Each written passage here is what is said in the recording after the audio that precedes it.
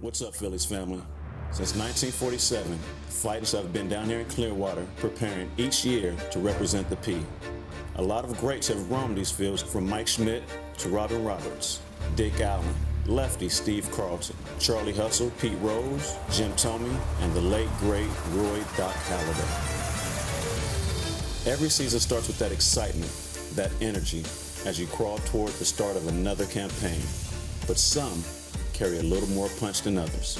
Chase, Ryan, and myself will officially step away into retirement this season in front of all you great Phillies fans. But that doesn't mean the end. Baseball doesn't end, it evolves. This is just the beginning, rather a new beginning with a new roster of new characters ready to make you guys stand up and cheer, just as you did us during our great run. The excitement is building because this organization wants to win. In addition to Rhys Hoskins, Jake Arrieta, and Cy Young candidate Aaron Nola, we've added a former MVP in left field, arguably the best catcher in baseball, a two-time All-Star shortstop, a dominant piece in the pen. Oh, and it wasn't the Yankees, Nationals, Dodgers, or Giants. It was your Phillies who got Bryce. It was Bryce who chose our city. During the golden era of Phillies baseball, we put together 5 straight division titles, 2 NL pennants, 2 MVPs, a Cy Young Award, a perfect game, a postseason no-hitter, and took the whole thing in 2008. I told you before 2007 that we were the team to beat, and we backed it up. Who's the team to beat in 2019?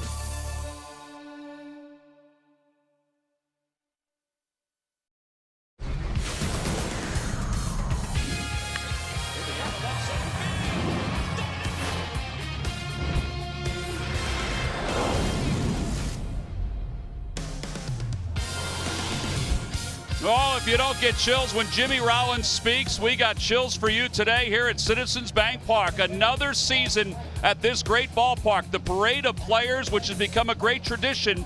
This is the 16th year of baseball at Citizens Bank Park. This may be as electric as we have felt because of the addition of Bryce Harper and the addition of JT Realmuto, the evolution of Rhys Hoskins, and everybody else that makes up the 2019 Philadelphia Phillies on a gorgeous afternoon for baseball. We not only look back, but we also look ahead. It's the Phils and the Atlanta Braves. Hi, everybody. I'm Tom McCarthy, along with Ben Davis, John Kruk. We'll hear from Greg Murphy in just a little bit. Happy to be with you for another season of Phillies baseball. So let's get right to it. The Phillies had the big acquisition this past offseason. And by the cheers that we heard when the lineups were introduced, I think everybody's pretty happy with Bryce Harper. Yeah, I think the Philly fans are going to love this guy, Tom. And I think the numbers that he can put up in this ballpark could be astronomical. Look at what he's done, though, as a player growing up. On the cover of Sports Illustrated as a teenager, we all know he's the first overall pick by the Washington Nationals. Ha-ha, they don't have him anymore. Rookie of the year, he's been an MVP, he's won the Home Run Derby. But what he does, Tom, he brings a Gold Glove caliber defense to right field for the Philadelphia Phillies, which the Phillies defense last year needed better help defensively, but offensively, Tom, 6-time All-Star. This guy can do everything. He will hit for average here. He will hit a lot of home runs in this ballpark. We know that. But he brings an excitement because what Bryce does, he makes everyone else in this lineup a better player. We didn't have that last year, really. We have it this year, and it's going to be fun to watch. Yeah, so many people ask, what will the Phillies have in 2019 that they didn't have in 2018? Well, part of it is Harper batting third ahead of Rhys Hoskins, which should be a huge boost for Rhys. All right, well, the Phillies already had one of the best pitchers in baseball in Aaron Nola, and he gets the start his first opening day here at Citizens Bank Park. We are so privileged as fans to get him watch him pitch every 5th day. He's just on top of his game. Last season, 3rd in the National League Cy Young balloting. He's just a dominant pitcher. He throws 3 pitches, and they're not just 3 average pitches. They're 3 above average pitches, able to rush it up there in the mid-90s, the devastating curveball, the changeup that has come so far for Aaron Nola. I think the best thing you could describe about Aaron Nola is his consistency. Able to keep that going throughout the course of the season.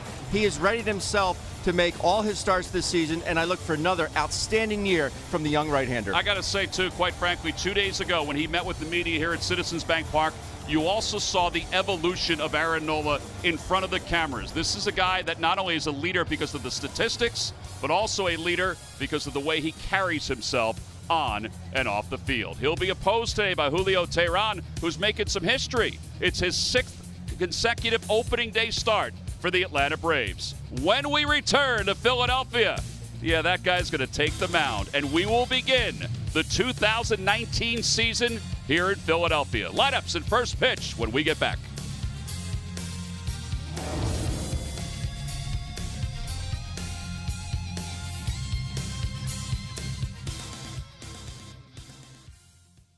Right field being greeted by the fans. Pretty sweet to watch that happen. I know he's been looking forward to this. Look at the fist pump. I thought he threw a baseball when he did that. It wasn't. It was just a flat old fist pump. He's wearing green shoes today. They are in honor of the Philly fanatic. That's exactly right. Baseball has relaxed some of its regulations as far as the clothing goes. There's Andrew McCutchen making his first start. Gene Segura as well. JT Realmuto behind the plate. And Aaron Nola is ready to go as he opens the 2019 season. Last year he opened it down in Atlanta against the Braves. That became a story because he lasted just 68 pitches, even though he was dominant. Let's see if he can rewrite the story here today. Ender Inciarte leads things off, and the first pitch of the 2019 season is in there for a strike.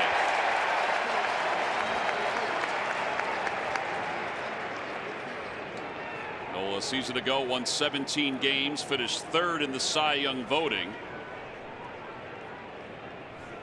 On a beautiful afternoon for baseball. Swing and a miss. It's 0-2. Well, ho hum. Let's pick up where we left off last year. This guy is so good and so fun to watch, Ben. Did you really think he'd be nervous today? If anybody, still not a pulse. If anybody hasn't read it yet, his article in the Players Tribune that came out today, oh man, does it give you an idea of who Aaron Nola is. Here's the 0-2 pitch. A fastball that runs outside.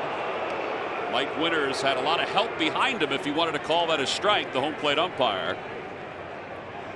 He's the crew chief. Inciarte last year hit 265 for the Braves.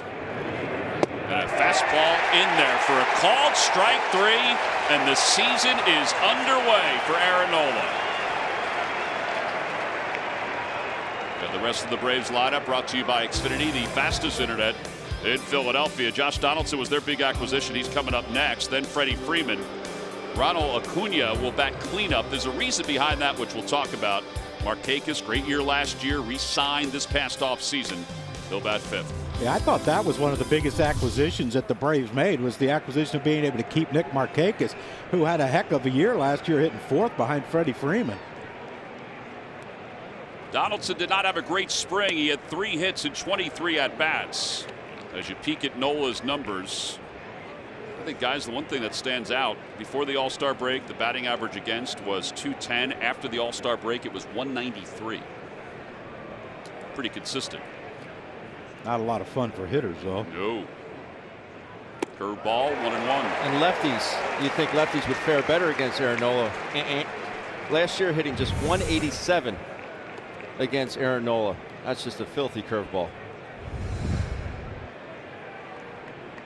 Donaldson last year hit 246 with 8 homers and 23 runs batted in. He has been plagued with injuries recently. And a fastball, and it's 1-2. He signed a 1-year, $23 million contract this past offseason. It's a matter of him staying healthy. They said that they taught him to run differently because of all the calf injuries he's had. Curveball nubbed in front of the plate. Realmuto's got it, and 2 outs.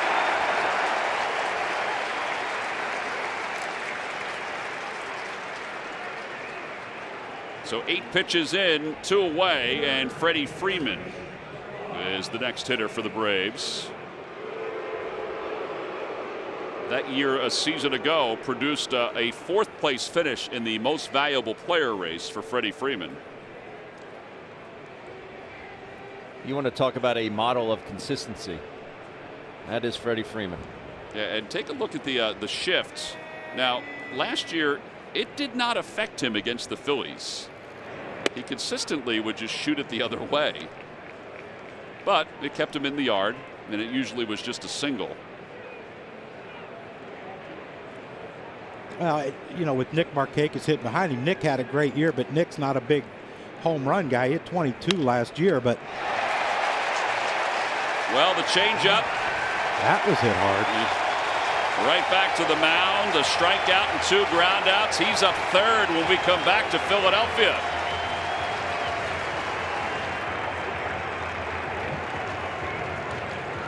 Baseball is brought to you by your local Tri-State Toyota dealers. Proud partner of the Philadelphia Phillies. Toyota, let's go places. By Xfinity, the fastest internet in Philadelphia. By Citizens Bank, official bank of the Phils. Visit citizensbank.com. By Coca-Cola, taste the feeling. And by Independence Blue Cross, who believes the world is a better place when we all care for one another. Learn more at IBX.com. It's the hottest selling jersey in all of sports, the Bryce Harper number 3. It's exceeded everybody else in baseball and football. And he'll be up third here in the bottom of the first inning as Julio Teheran, the starting pitcher for the Braves. A little different look for Teheran, working from the stretch at all times. And his first pitch to McCutchen is upstairs. It's 1-0.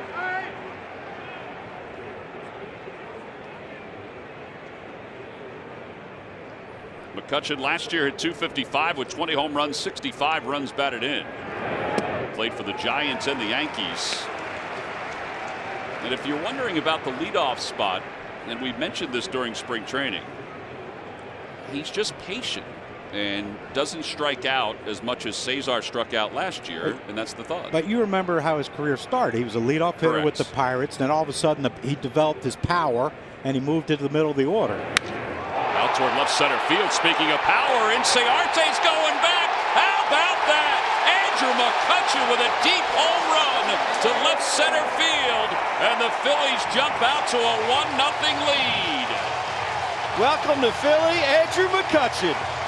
How about it?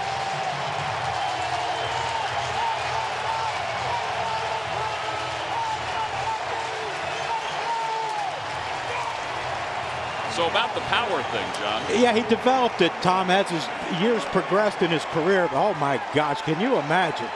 First game as a Phillies, third pitch. Look at this swing. And that, I mean, that's Pittsburgh Pirate MVP, Andrew McCutchen, right there. That just, oh, my goodness. Here's Segura, who fouls it away. Now all you need now is for Segura to shoot one to right for a base hit, and Bryce follow with a homer. And people are going to understand this is why they're here. That is his 13th career leadoff home run. Over toward third, just foul, 0-2 to Segura. Well, the top 2 guys in the lineup for the Phillies, McCutchen, who last year had an on-base percentage of over 400 as the leadoff hitter, and Segura, who had an on-base percentage of .341 with the Seattle Mariners. They will get on base, which is the goal, to get Harper and Hoskins and Real Muto up with the guys in scoring position. Swing and a miss. One away here in the first. And here comes Bryce. Number 3, right fielder Bryce Harper.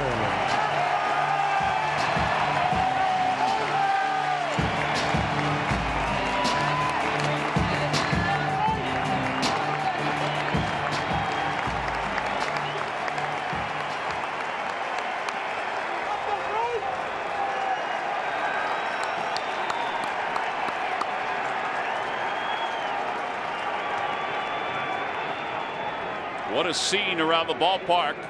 A lot of folks still standing for this first AB.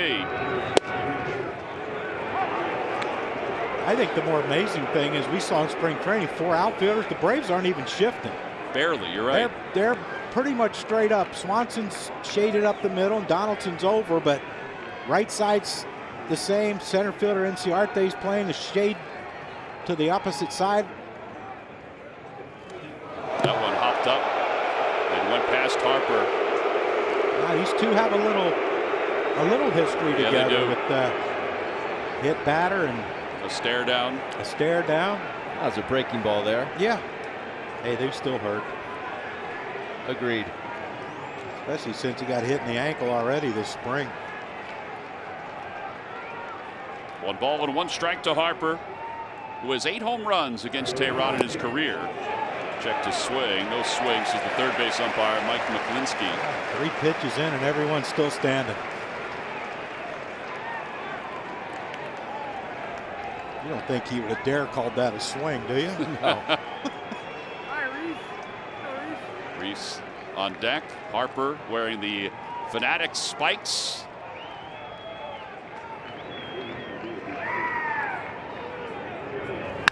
To the right side, Freddie Freeman.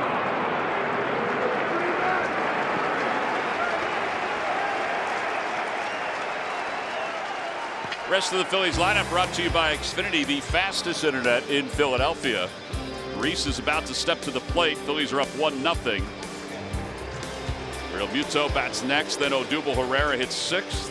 At the bottom third of Cesar, Maikel Franco, and Aaron Nola.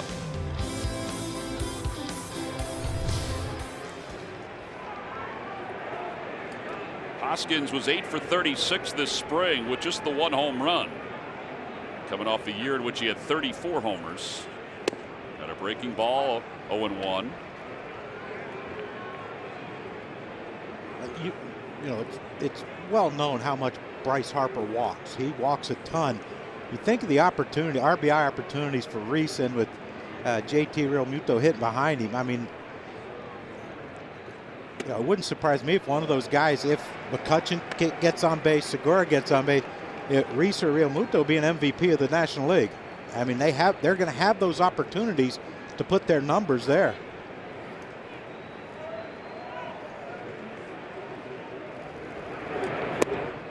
Two balls, 1 strike.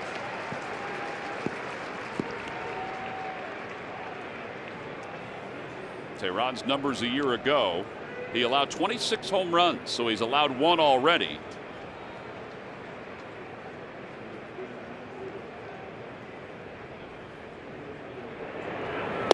Out front, 2-2. Rhys has 5 hits and 13 at-bats in his career against Tehran.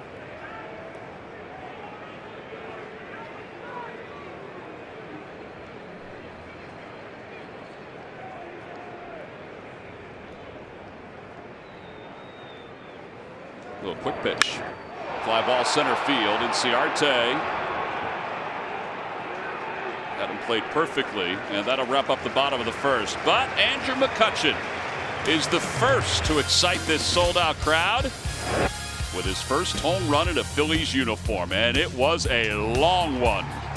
We head to the second. It's the Phillies 1 and the Braves 0. A lot of right field.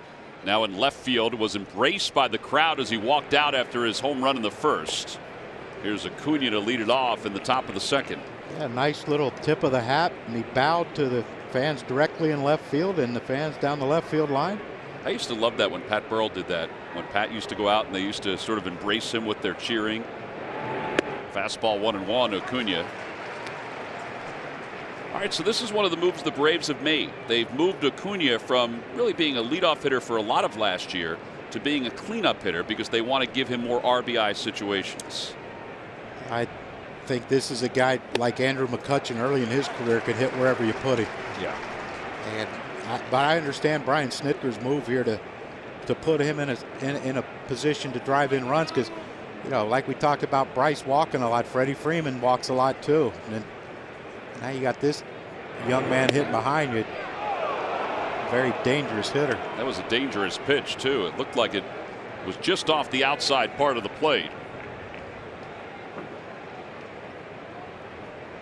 I think that's a case there where Acuna Jr. just not looking for that pitch. Left his bat on his shoulder. I think he was thinking curveball, probably. He might get it here. And now the 2-2 pitch. And a fastball just missed 3-2. Acuna last year the Rookie of the Year in the National League with 26 home runs and 64 runs batted in. He did not have a plate appearance as the cleanup hitter a season ago.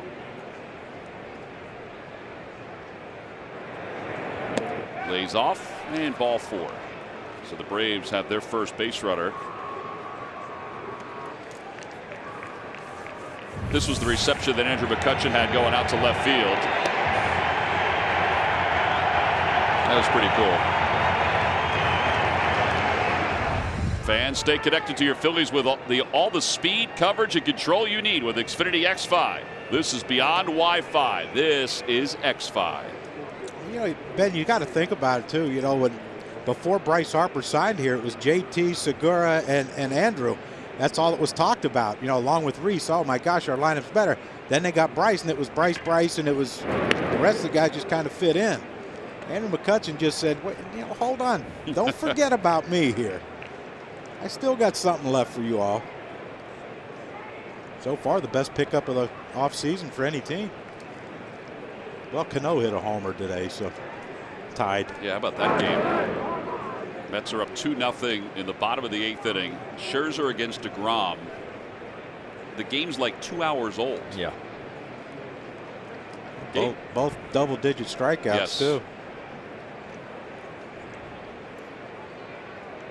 Markakis last year played in 162 games. He and Freddie Freeman both. Yeah, this is what makes Ronald Acuna Jr. a little different than most cleanup hitters is he can run.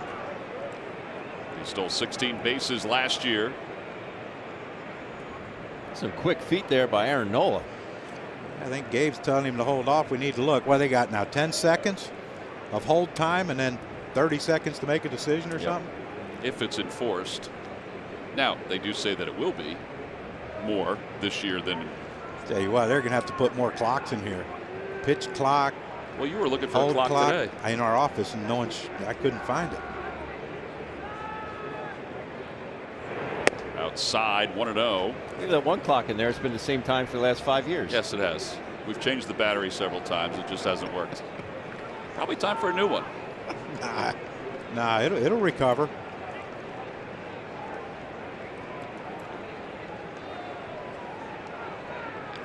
JT Realmuto threw out more than 30% of the runners who tried to steal last year.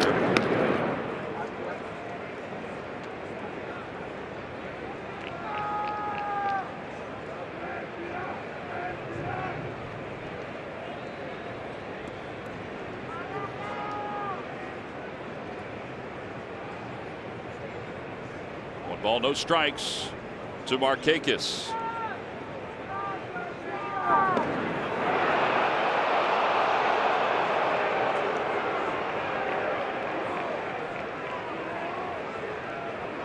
Talked often this spring about how the Phillies have worked on their pickoffs and worked on the strategy of making sure if you're the pitcher, when you throw it to first, that it's more in the line like here, and then Rhys Hoskins can apply the tag a little earlier and not go for the hand as often, but go for the body. Yeah, go for the torso, go for the hip. It's one of the disadvantages of having a right-handed first baseman. Johnny, you know better than anybody. Lefty just catch it and lay it on him. Yeah, lefty can let the ball travel, but you know, also with replay, like when we played, you had to tag him on the hand. If you tagged him on the hip, they were safe regardless. That one's in there, 1-1.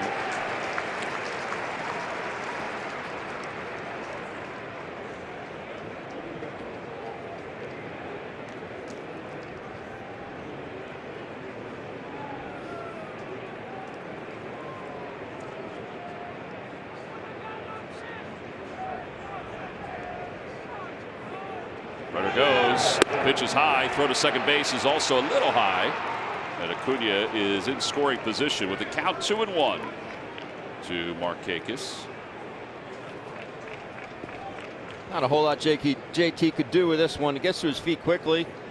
Throw just a little high to Gene Segura, shortstop. Really good jump from Acuna Jr.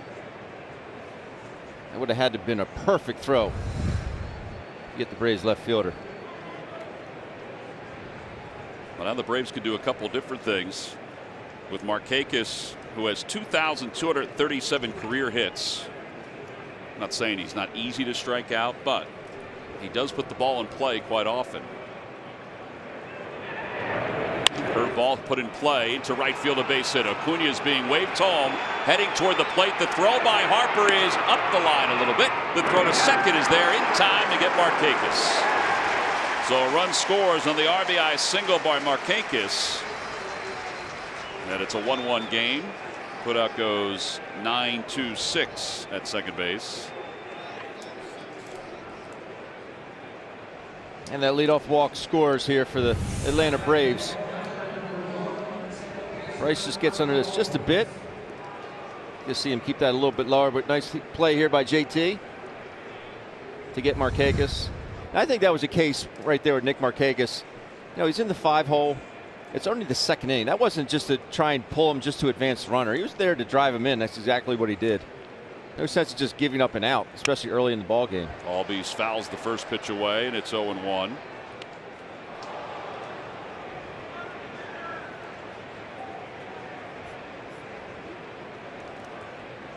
Broke his bat. Now Albies will lead off from time to time. Brian Snitker is going to interchange Inciarte and Albies in that leadoff spot, depending on if there's a lefty or a righty on the hill.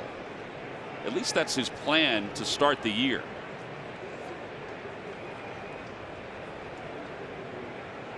So for this series, at least it seems on paper, it'll be Inciarte, who's a good leadoff hitter. It'll be Inciarte who will lead off all 3 games. Yeah, the 0-1 pitch. Up high, 1-1. Albies had a good year last year. He had 261, 24 homers, 72 runs batted in. Well, great first half. That's a good point. He's his last couple months of the season weren't that great. He had a tendency, particularly left-handed, to pop up to the left side an awful lot. Boy, how good does the ballpark look? Woo. It looks great with every seat filled, too. Sure does. Wow. 2-2. Yeah, last year, a lot of games, Ben, we can get in our car after the game and just get out on the road and go. Skedaddle. Not sure if that's going to happen this year. But that's hey, good. That's right. If they keep winning, fans keep coming, and it means we got a shot at some postseason fun. Change up rolled over on the first base side.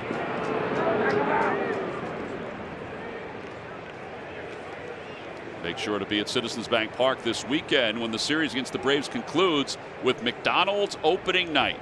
That's Sunday, March 31st, 7:05. It's a free T-shirt for fans 15 and older. Go to Phillies.com to order your tickets.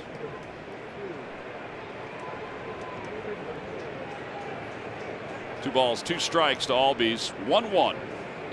Here at the top of the second. Going to change up over to first. Hoskins.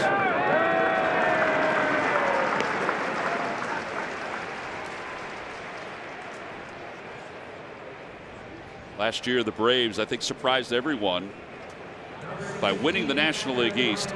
I thought they rode a crescendo at the end of the year. Their confidence was building. The fact that Markakis played 162 and Freeman played 162, that certainly helped. And then Acuna coming up changed the complexion of their team. Yeah, they stayed healthy, except for Acuna getting hurt there, not long after he got called up. But Markakis, the 2 big boys last year, stayed healthy for him. And, you get 2 guys hot on your team and you ride them and let them go. And they kept producing. The other guy that really helped them, too, was Fultonevich, who had a high caliber season. And then they got Gossman in the trade. He did well coming over from Baltimore.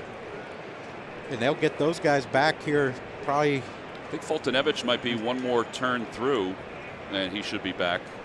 He had an elbow injury that caused him problems on the first day of games. McCann takes on the outside corner, 2-1.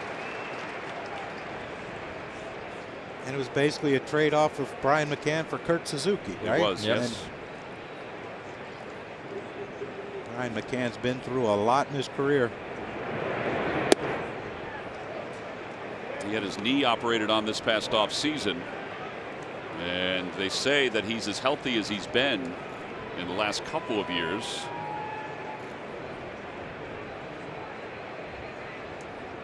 Three-one pitch. The dirt, ball 4, so second walk for Nola, which is odd for him. Yeah, it's odd, and it drives up the pitch count. But McCann just didn't look right, though, did he, in the Yankees or an Astros uniform? No, he did not. He looks a lot better in a Braves uniform. He has done some damage against the Phillies, though. Oh, yes, he has. Man alive. This guy was having a good last month of the season until he got hurt. Missed the postseason. Yeah, they thought he might be able to come back, but then they realized that the injury was a little too thick. And they said he added some muscle this year, and he's driving the ball the other way, which they haven't seen him do. Hit a couple home runs this spring to right field, which, you know, it adds another dimension of how they got to try to pitch you. 1 ball, no strikes to him, and a breaking ball, 1-1. His hands seem to be a lot lower than last year. In his initial setup, I think he's going to be a huge key for the Braves. If they're going to want to do anything, he's going to have to hit for them.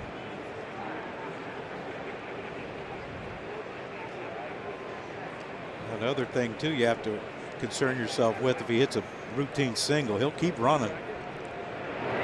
Fastball must have been a bit high. PJ Wheelahans presents our pitch cast. All right, a little outside, not high. That's JT's fault for making it look too good. It did look pretty good, didn't it? He just caught it so nice and easy.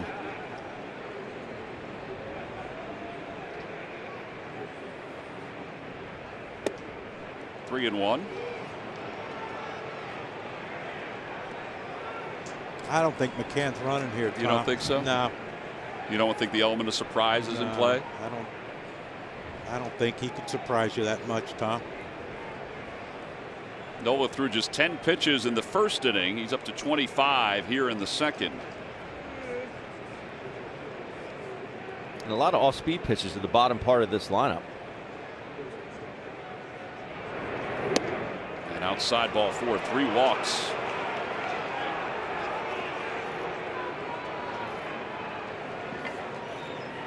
And 2 runners on. Third walk of the inning for Aaron. When have we ever said that before? It's not often that we say 3 walks in a game for Aaron Nola, let alone 1 inning. Teran he could swing a bat a little bit too. You can't just try to throw a cookie in here first pitch. Career 153 hitter, Ben. Dangerous. Nola walked 3 or more in a game 8 times last year.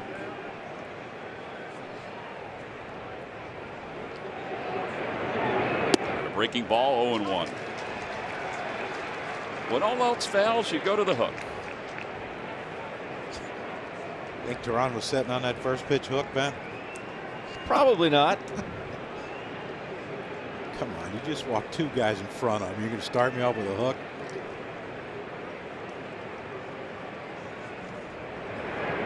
Another one. Aaron threw that curveball almost 31% of the time last season. Fastball at about 50%, changeup about 20%.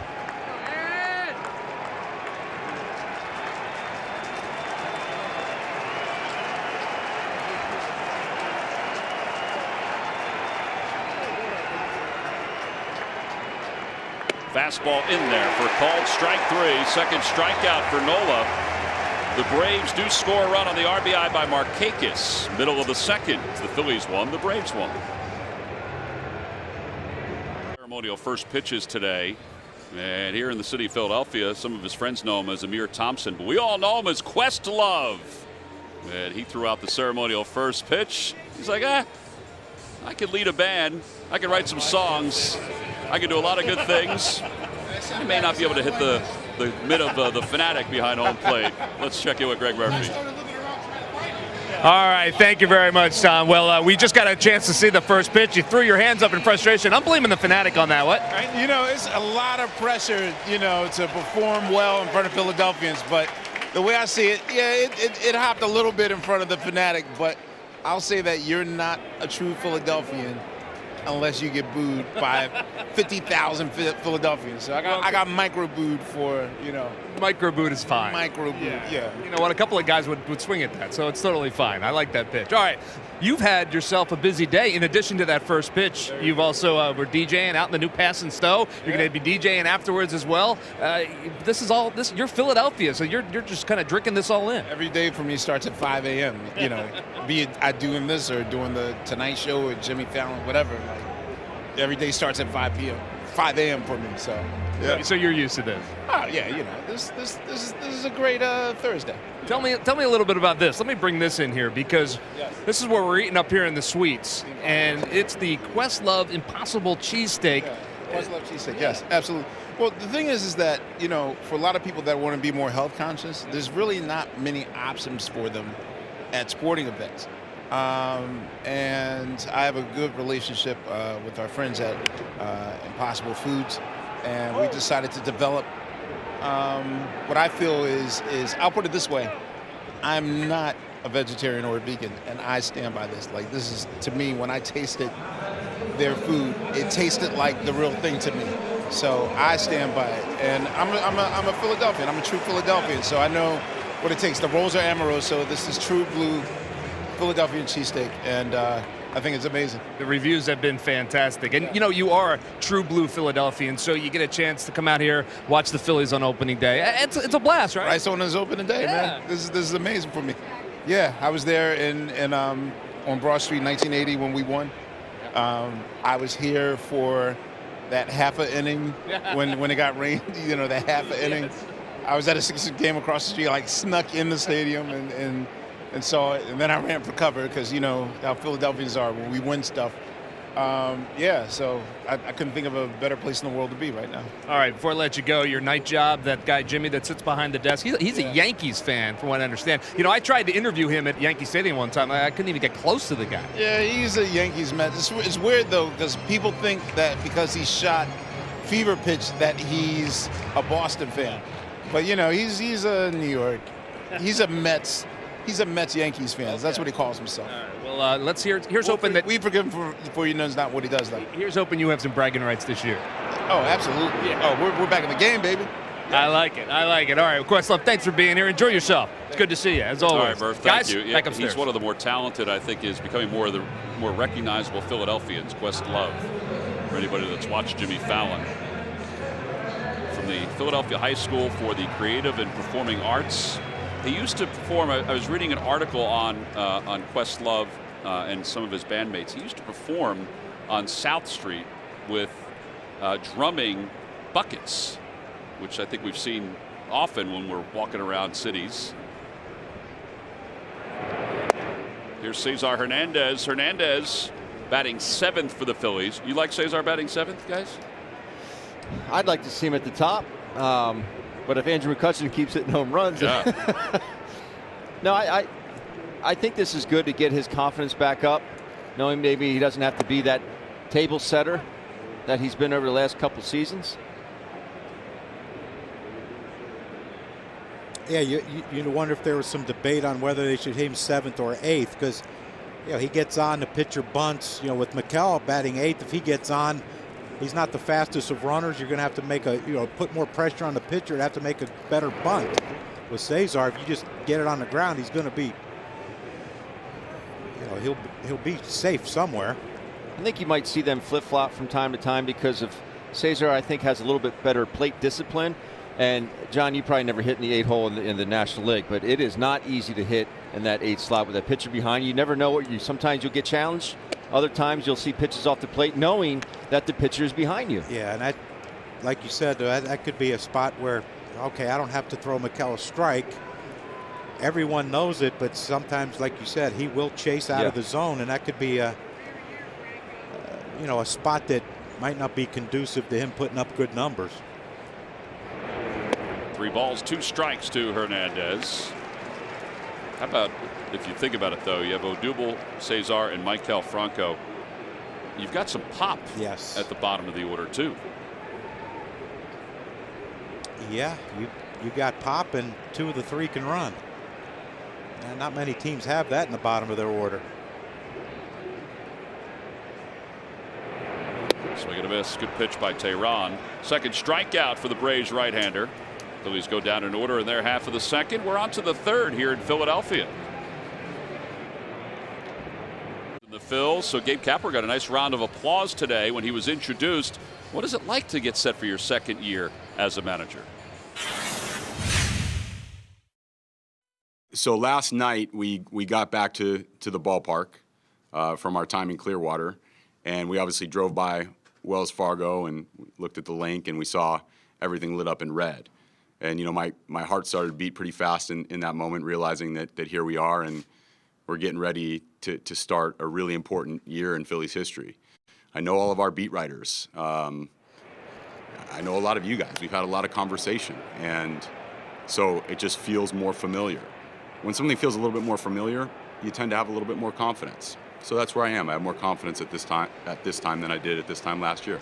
I thought that answer the other day in the press conference was really good by Gabe, talking about how comfort leads to confidence in a lot of ways, and he does feel more comfortable this year because it's his second year of doing so many different things. But he also said that he does feel the pressure, and he said, but I thrive on pressure. He goes, I love it.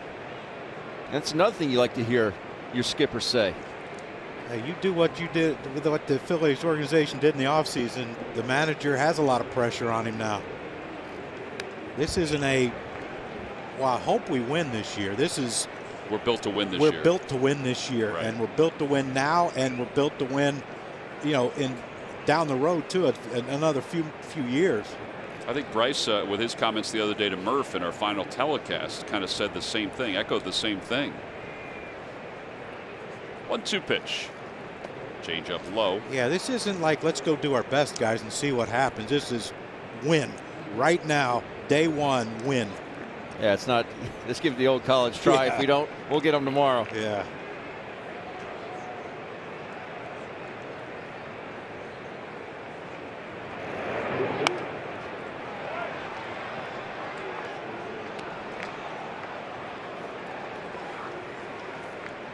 Two and two to Ender Inciarte, who struck out looking his first time up.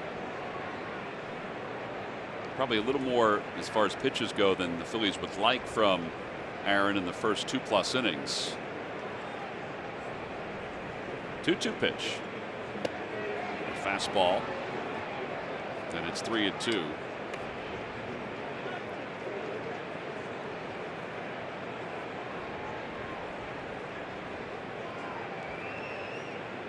Aaron last year had 5 games against the Braves, had an ERA of 2.30 in those 5 games.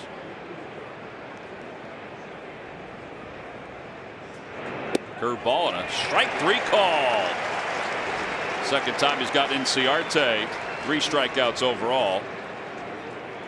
Aaron Nola talked to Murph earlier this spring about the Bryce Harper signing and what it meant for Philadelphia. I mean, we're not rebuilding anymore.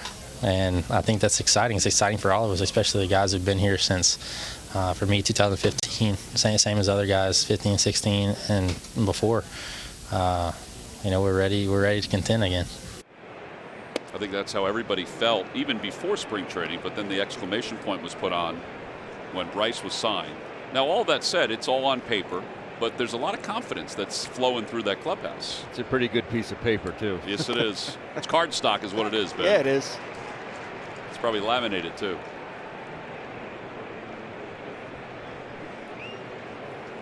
One ball and 1 strike to Josh Donaldson. Grounded out in the first inning.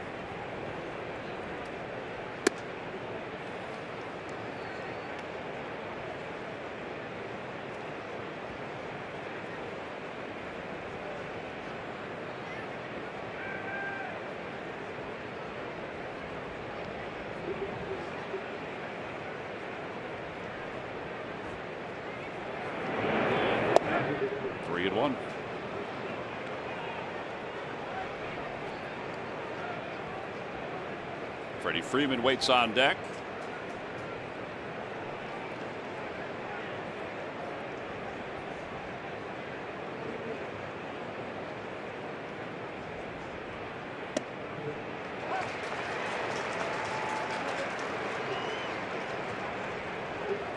Fastball, Ben? It was at 91. Yeah, the first couple innings, favorable call right there for Aaron, but you know, the first inning was, I guess, the adrenaline, 95. Yeah. Fastball in there, strike 3 called again. 4 strikeouts, all 4 looking for Aaron Nola. This is just some paint right here. Almost the identical pitch as the 3-1. Where JT has that mitt. Oh, 2-seamer, run it back. Filthy.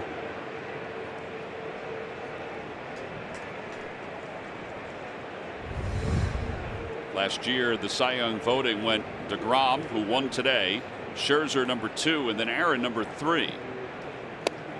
And he starts Freddie Freeman off with a fastball toward the outer edge. DeGrom won today. It was a 2-0 victory over Max Scherzer. The Cano home run in the first inning set the table for the Mets to win that one. Hey, the way DeGrom was pitching too, it was a 2-0 blowout. Yeah. They didn't have a chance. I mean, they had opportunities, but man, every time they got a runner on third, less than 2 outs, so he ramped it up a hair. I think DeGrom walked off and said to Scherzer, "That's how I felt last year." Yeah, no kidding.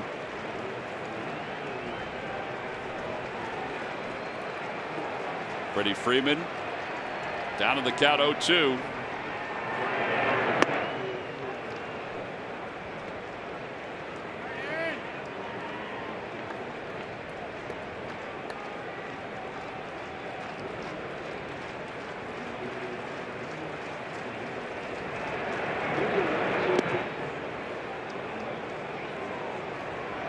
How about that 2-seamer, Ben, at the hip of Freeman and bring it back to the inside? He tried that on the 0-2 pitch. Ball was just a little elevated.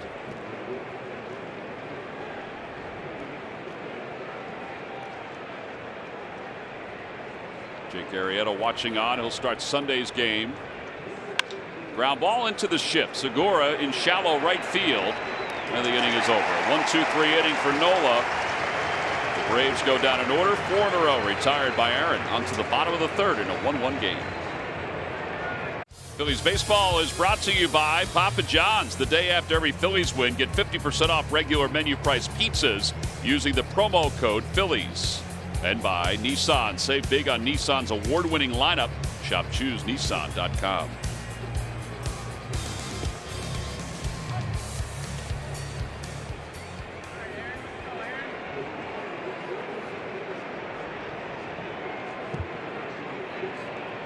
Maikel Franco leads it off here in the home third, and Franco rips the first pitch over the head of Dusty Wathan, and it's 0-1. I like that with Maikel, being ready to hit from the jump start. He had a tremendous batting practice today, driving balls to right field, hit a few out to right center.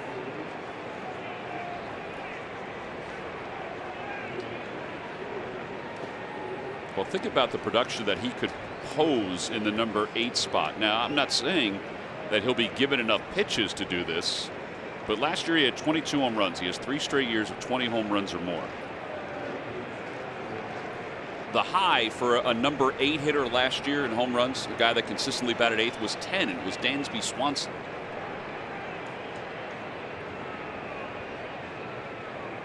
One ball and 2 strikes.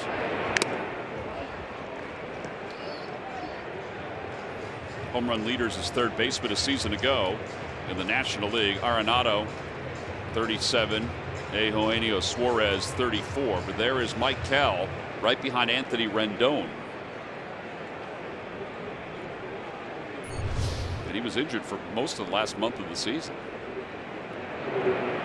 Check swing, 2-2. That's the biggest key right there, Ben. If he can lay off that pitch, that slider away with 2 strikes, the bouncing breaking ball with 2 strikes, even with 1 strike, and work himself into good counts or get himself back into a good count. you know, then he has a chance to be really productive.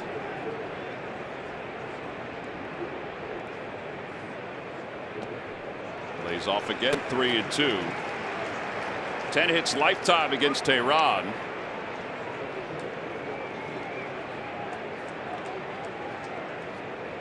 And not a bad spring, 13 hits. Hit a couple home runs, played a lot of first base as well as third base in spring training.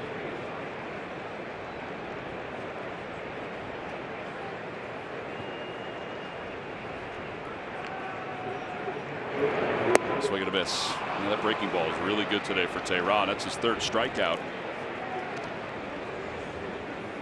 Phillies fans want the best forecast. NBC 10 First Alert Weather rated the most accurate by Weather Rate 4 years in a row. NBC 10 First Alert Weather. Count on it. You know, when Tehran first came up, that changeup was so good. I mean, his fastball was in the mid-90s, so the changeup needed to be good. As he's gotten older, that slider has become just a devastating pitch when he's on. Yeah, last year he only threw that changeup about 9%. The slider he threw up upwards of 22%. Nola sends one to right field, and Markakis a few steps from the track will put it away. 2 outs. Yeah, just looking at his numbers, though, it's hard to believe he's still only 28 years old. Tehran, it seems like he's been around forever. Boy, made his major league debut at 20 years old.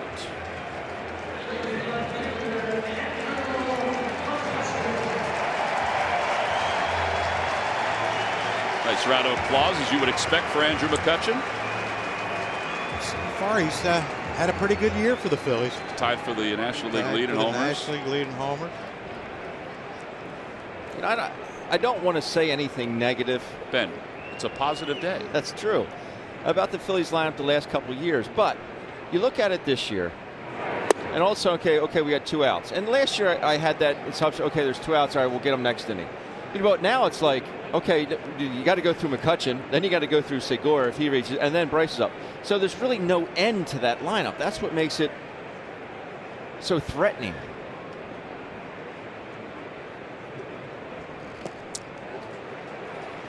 Well, here's our giant home run replay. This was loud. It's a 2-0 pitch, and he knows what he's getting. And there's a souvenir for a fan in left center. I mean, deep left center. Is that rock, scissors, papers coming around third on our giant home run replay? It might have been rock, scissors. I think it was. He went scissors. He went scissors. Well, you think, too, a Sunday night when Arrieta pitches. Now you got 9 guys who can hit in the lineup. That's true. 2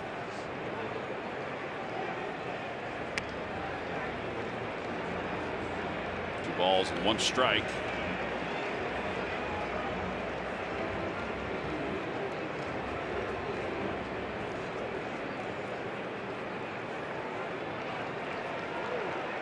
This is career game number 286 for McCutchen as a leadoff hitter.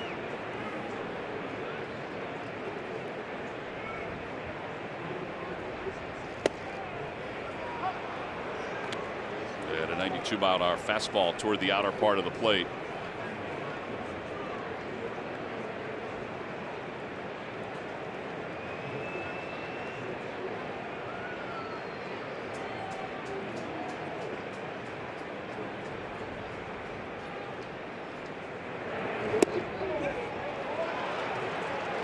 He's riding that slider, isn't he?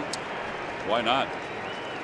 Yeah, you know, they talking to the Braves announcers today, they said Tehran was throwing his fastball a lot harder than, you know, the lower to the mid 90s in spring training. But so, you know, today it's been 90, 91. So, yeah, you got to get something to keep him off of it. Swing and a miss. 92-mile-an-hour fastball, 4 strikeouts. In today's game for Tehran, he set the Phillies down in order. We go on to the 4th inning. It's a 1-1 game. Toyota.com to find your all-new 2019 RAV4 Toyota. Today, Toyota, let's go places. Let's go Phils.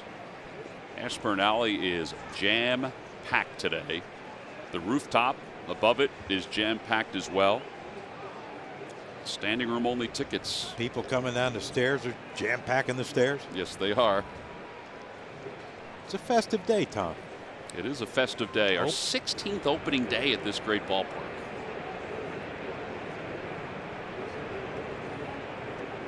Acuna leads it off. It was his at-bat that got everything rolling in the second. He worked out a walk, stole second.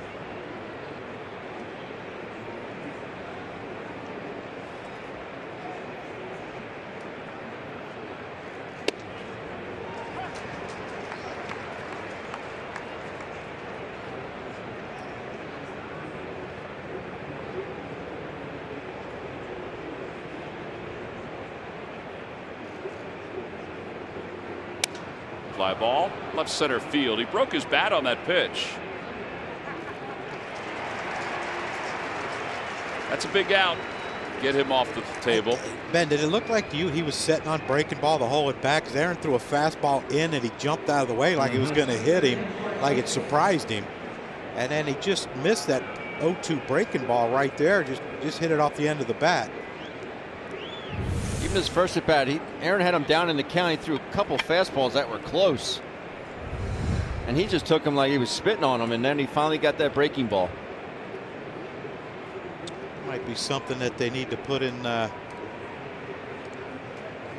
back of their minds for next time he's up. If he's going to sit on breaking ball, keep pounding him in with the fastball. Tell you what, when I was 20 years old, I didn't even have that thought. I'm going to set on one pitch. Swing and a miss, 0-2. Mentioned earlier about the article that Aaron wrote for the Players Tribune. I don't know if you guys have ever run across some of the articles that are first-person accounts by the players. And I invited everybody, if you haven't had a chance to go read it, really read it and read how Aaron, as he gets Markakis looking for his 5th strikeout, how Aaron has embraced not only his role, but also the great city of Philadelphia. And it's interesting listening to the timeline that Aaron lays out from his rookie season even on to now about the city of Philadelphia. If you're a Phillies fan, and I know people wrongly say things about Philly fans, not just Philadelphia Phillies fans, but the city fans, this will give you so much pride that you will root for him for the rest of his professional career. Really a neat story. Well, it gets in you. And that's what he said. It does. I mean, it really just gets inside of you, the city, the vibe, the whole thing. Short left field. McCutcheon comes running in. And Albies has a bloop single. But it's nice to see the two, meaning the city and Aaron, really embrace each other. I think that's you're part of it talking too. about Aaron Nola. You're talking about a guy from the South. We know about his Southern accent, but to embrace this city the way he has, and for the city to reciprocate that like that, it's phenomenal. I think that's the right way to put it. What you said, John, that it gets in you. It's exactly what he was saying. Talked about the restaurants that he writes down. He wants to go see because he loves Italian food. It was really, I thought, not only was it well written, I'm sure he had some assistance on putting it together, but just to hear it from Aaron, because we've gotten to know him very well, and to talk about how when he's back home in Baton Rouge, sometimes he thinks about all the great restaurants in the city of Philadelphia that he's looking forward to going back to. But what makes him so great is the fact that he has not changed one iota. No. At all. He embraces the city. That's what everyone says. Oh, well, how can you go out to a restaurant? Don't people bother you? Well, if you keep going out, eventually they'll just, oh, there he is. There's Aaron. Hi, Aaron. How you doing? The guys who run and hide and they only come out occasionally, and then once they go out, it's a big deal. Those are the guys who are going to get hammered. But if you go out all the time, at least that's the method I took with Larry Anderson. We just tried to go out all the time. It's a good point. You become you become part of the fabric. Yeah. A bouncer right side, and the inning is over. Putout goes 4-3. No runs, 1 hit, 1 man left. 3.5 played here in Philadelphia. It's a 1-1 game. Let's go places. Let's go Phils. Home half of the 4th inning. Segura, Harper, and Rhys Hoskins. Shake Shack is open for business, boys. Behind home plate in that area where McFadden's was, but in the ballpark. Maybe we do this. game, won that game from there. From Shake Shack? Oh my gosh, could you imagine the poundage they could be put on? You'd put all it back. Everything you lost this offseason, you'd put it back. I don't know if they're ready for you, Johnny. We have one right by our house. So you go to your cheesesteak place, then Shake Shack? Yeah. Love milkshakes. Love them. How can you not? Ben probably doesn't like them. Don't mind a good milkshake from time to time. Ben, you don't have to say, you don't have to agree with us just to be part of the conversation. Ben, we know you're healthy. We get it. 0-2. You work out. You're chiseled. What did you say to him today? I forget. How good he looks? He does look good in clothes. He does. Ben, were you taken aback by that? A little bit. Not what I was expecting on this early Thursday morning. I mean, we were never teammates, so I never saw you that way. But in clothes, you look spectacular. But it was like the first thing you said to me this morning, Johnny. In the dirt, 1-2. But how did it make you feel, Ben? You felt confidence was at an all-time high. Exactly right. Okay. I felt like $1 million. Have I ever said that to you? You have not. Okay. See? You did say thank you for the peanut butter pretzels. Yes. See, we know where our place is. Those are some special treats. 1-2 to Segura, who struck out his first time up. Pulls that one toward the hole, backhanded by Swanson, who flips quickly. And Segura, who stumbled around the first base bag. I'm not sure if he was tripped by Tim Timmons inadvertently, or if he was just swimming. Well, the Phillies have a runner in scoring position. He was kind of stumbling around the first base bag. Not Jamie Moyer stumbling around the first base bag.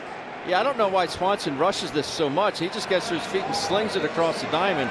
Segura runs well, but I think he could have had a little bit more time to set his feet. Segura with 20 stolen bases last year. Oh yeah, he was swimming. Well, collision with the umpire. I mean, he had a whole thing. So a single for Segura and an E6. Bryce Harper coming up. We take a look at our Nissan upgrade and we take a peek at the contracts that were signed this offseason. The total of the four players, $1.32 billion. Those four guys can buy a franchise. They pull it all together.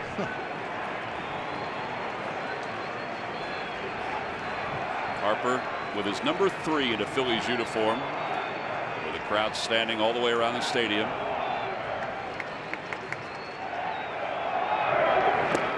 I can't imagine he's going to get a fastball here at all.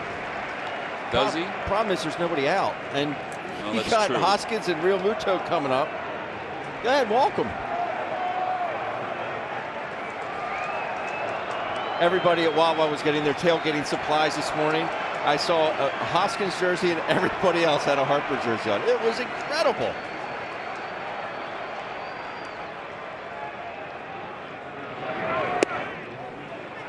One ball, one strike. That was another slider, a little tighter.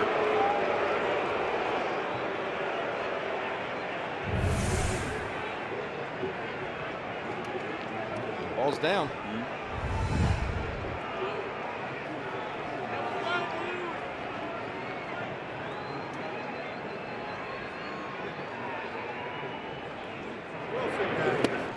Another slider, 1-2. Is that the changeup?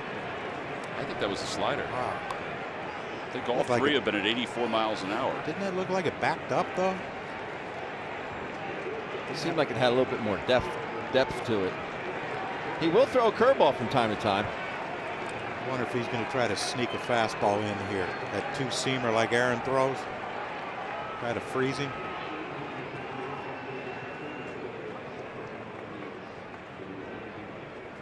He might not throw it. He's not going to pitch anymore. You can hear a pin drop in this place.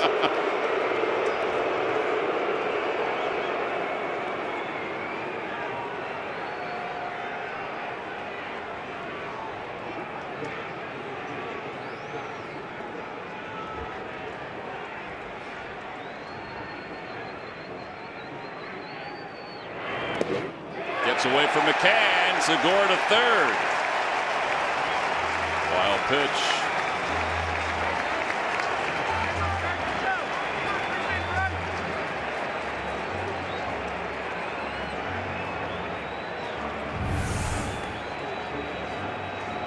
Brian doesn't move like he used to back behind the dish.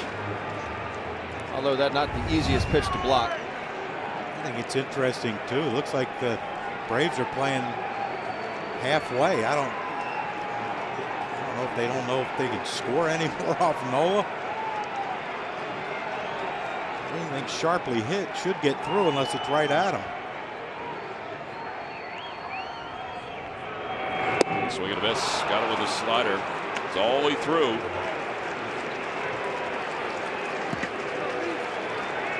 Five strikeouts for Tehran.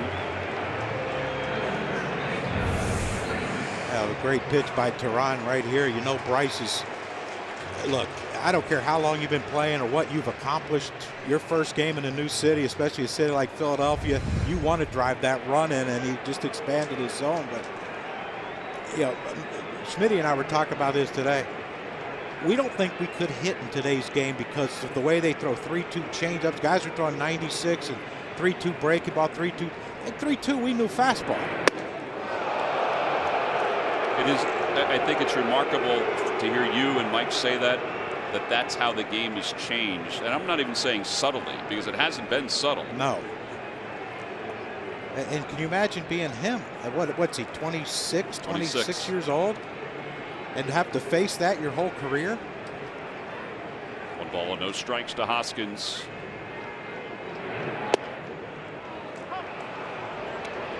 Well, now the Braves infield's completely in. Dusty Wath and I had a long talk about that in spring training, and I think it comes down to the simple fact that if I walk you, I don't care. It's not like I'm expected to pitch into the 7th inning anymore, or even the 6th inning for that matter. I don't care if my pitch if I throw 20 pitches an inning. It's not about being efficient anymore. It's about missing bats, and that's exactly what these guys are trying to do. Full count. You think I'm going to throw you a fastball? No chance.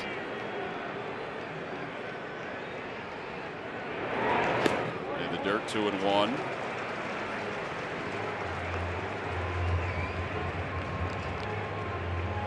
StatCast powered by AWS gives us a look at where the Braves infielders are. Albies is kind of wandering around second base.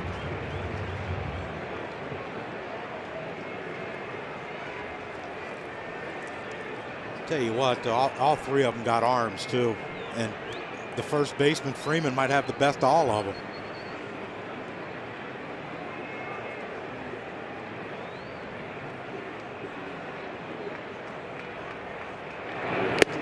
Two and two. Came back with a fastball.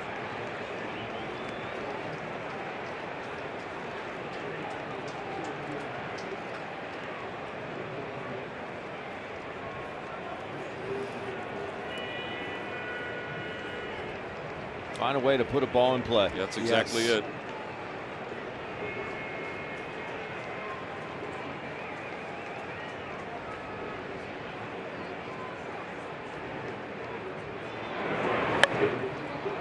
Over the dugout and out of play, and it remains 2-2.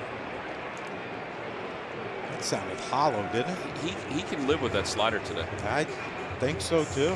It's that good. It's that good on a cool day. I mean, it's been very comfortable all day, but he can live with that slider. It's kind of what we say about Nola, that Nola can live with the curveball in a lot of ways.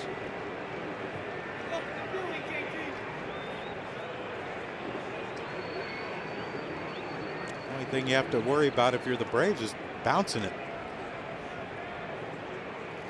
3-2. Slider, Ben? You hate to sit on an off-speed pitch because you never want to make it out on a fastball in this kind of situation. But by golly, it'd be hard not to sit on that slider. Yeah, I'm looking fastball, but I hope he throws a slider because that's what I'm really looking for. The last thing I want to do right here from Rhys is get beat on a 91, 92 mile an hour fastball.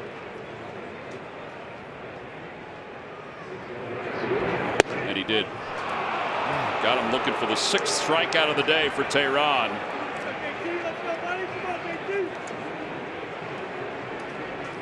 Join T-Mobile and score free MLB.tv. Sign up now at T-Mobile.com/MLB. You think that was a case where he was looking slider the whole time? Had to be, right? 100%. And that's why I'm saying, I don't care how hard a guy throws or doesn't throw. If you're looking for the changeup off Jamie Moyer and he throws you a fastball, you're going to be walking back to the bench.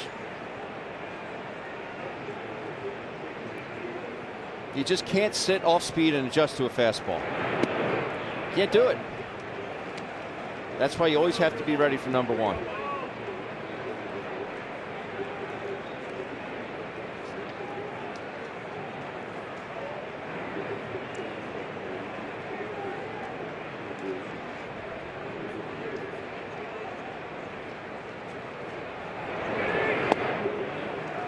There's the changeup.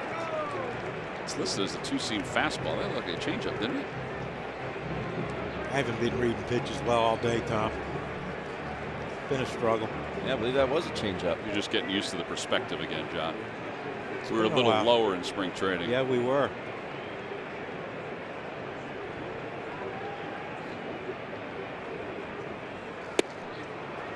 Two balls, one strike to Real Muto, who flied out to center his first time up.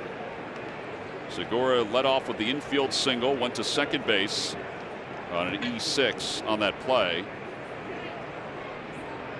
Over at third now, thanks to a wild pitch.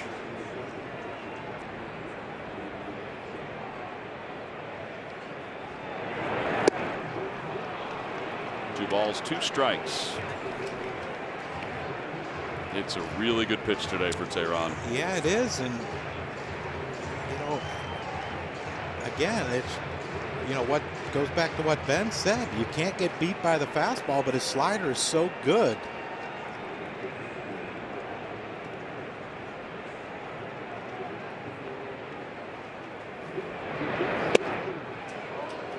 The problem is that not a lot of these sliders are in the strike zone that Phillies hitters keep swinging at, which means they're not reading any spin at all.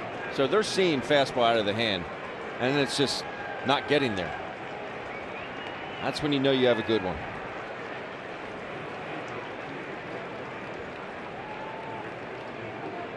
Real Muto last year hit .277 with 21 home runs. Among catchers in the National League, he was second in home runs, tied for first in RBIs, and first in runs.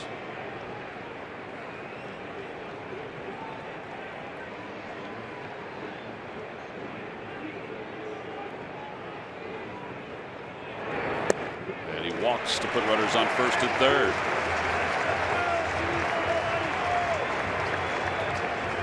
Well, next time you come to Citizens Bank Park, what you want to do is you want to make sure you download the MLB Ballpark app. It'll let you know where all the food locations are, all the new places are as well. You get access to your game tickets for mobile entry. You can redeem special check-in offers. Download the MLB Ballpark app today.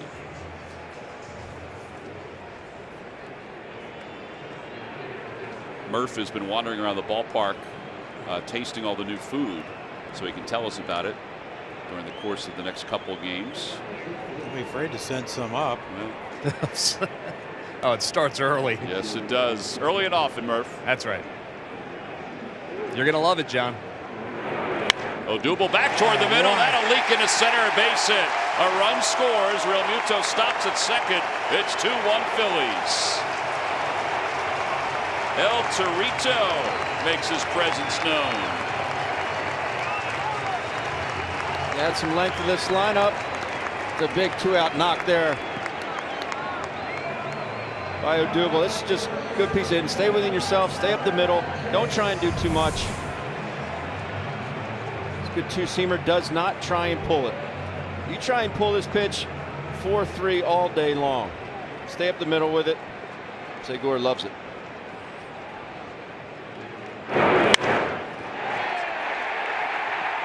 That's all he needed to do. Well, you know, Ben said it, the length of this lineup, and, you know, give JT Real Muto a lot of credit right there. He laid off some tough pitches to get the walk, and Cesar delivers. Yeah, down the left field line, Real Muto will score. RBI single for Cesar Hernandez. It's 3-1 Phils. Nicely done. You know why this is key? Is because you have a man on third base, nobody out, and 3, 4, 5 coming up. 3, 4, 5 doesn't get it done in this particular situation, but 6 and 7 do. Just a good piece of hitting. Nothing Donaldson can do. JT Realmuto scores easily. You know, it's almost like Tehran was like, whew, okay, I've walked through that gauntlet of 3, 4, 5. I'm out of it. I'm cool. No. 6 and 7 will come back to bite you. And that goes back to the lengthening of the lineup this year. At least, again, it's game 1, but that's the perception going into today's ballgame. The Phillies have lengthened the lineup. And now you've got Maikel Franco, who struck out his first time up.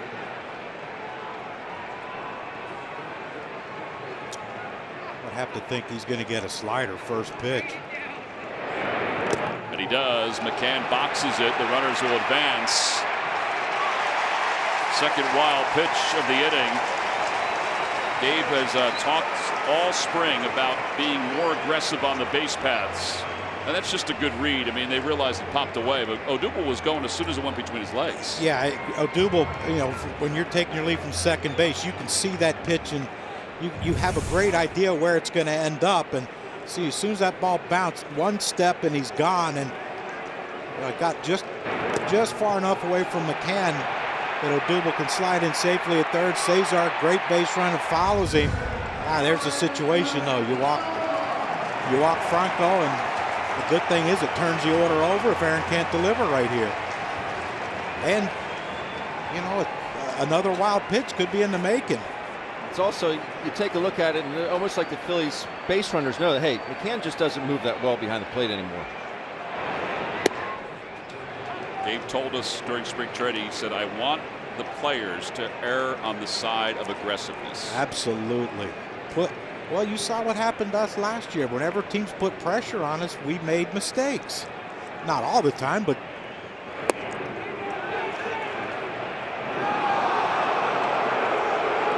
no balls and 2 strikes. Tim Timmons, the most hated man in Philadelphia for the moment. Let's go, Aaron.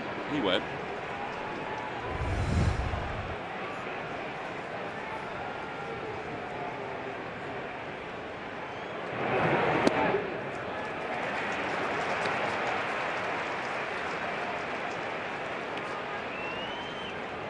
That pitch count creeping up.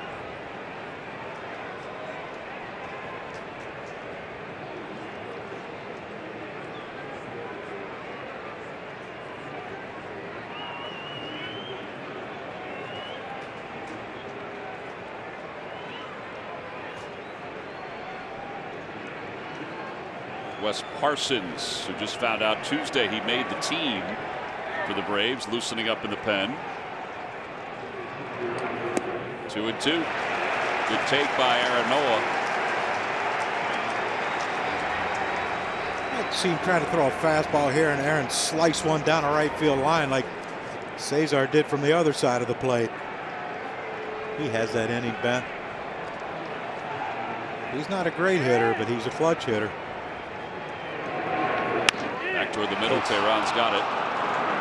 And the inning is over. But the Phils sent 8 men to the plate in the inning. They scored 2 runs with 2 outs. Odubel Herrera got it going up the middle with this 2-out single that scored Segura. And then it was Cesar Hernandez who followed with an opposite field single to make it 3-1 Phils as we go to the 5th inning. The best way to enjoy the action is with a full or partial season ticket plan. Plans start as little as 12 games and offer great benefits. They also start with price savings as compared to individual game tickets. The comfort of having the same seats for every game. Call 215-463-5000 or go to Phillies.com.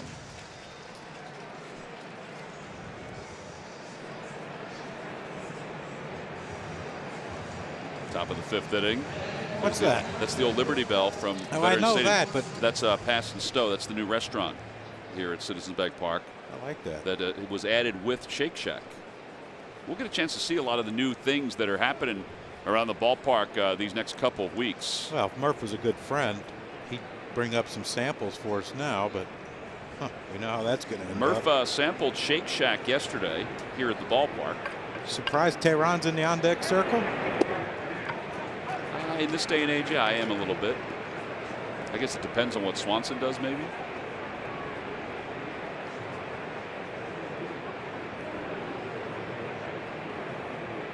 Swanson walked his first time. 1 ball, 1 strike.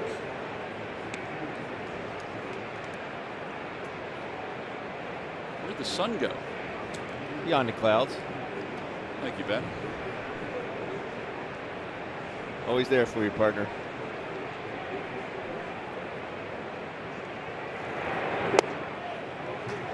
I'm going to ask you next time, John, where the sun is.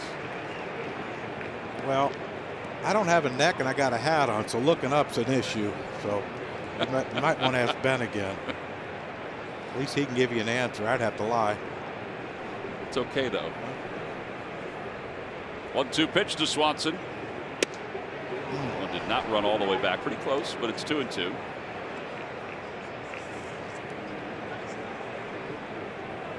Couple of finals already around baseball. Yankees defeated the Orioles 7-2 up in the Bronx. I mentioned the Mets defeated the Nationals 2-0 in D.C.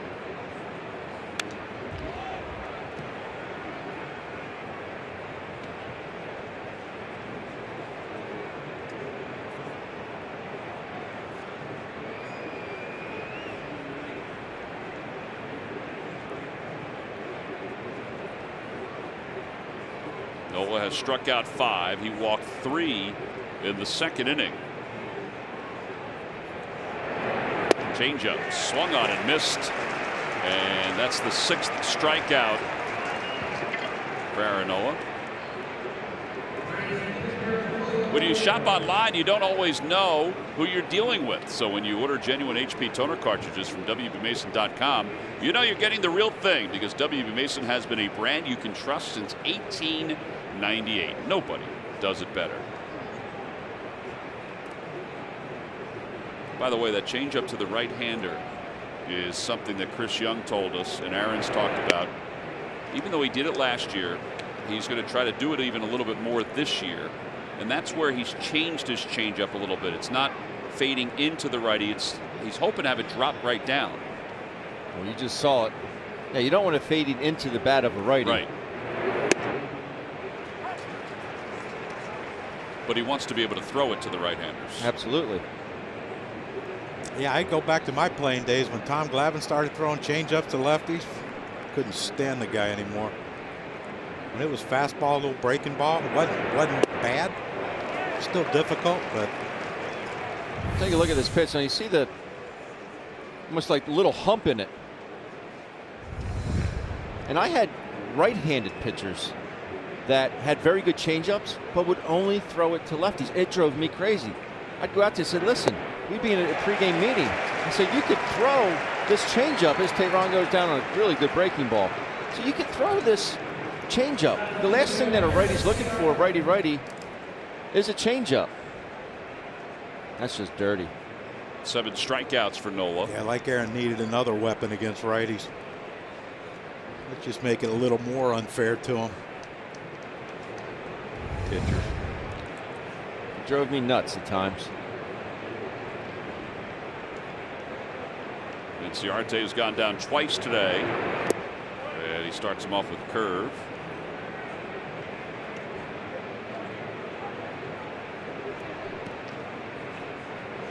Inciarte last year hit .302 in the second half of the season. So while Albee struggled, Inciarte picked it up. He won his 3rd straight Gold Glove last year in center field.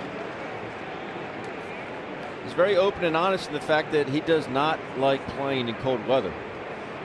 I mean, he really struggled out of the gate last year, and he says, I just don't like cold weather. I don't like to hit in it. Not many do. Outside 2-1. Well, growing up here, I think you just get accustomed to it.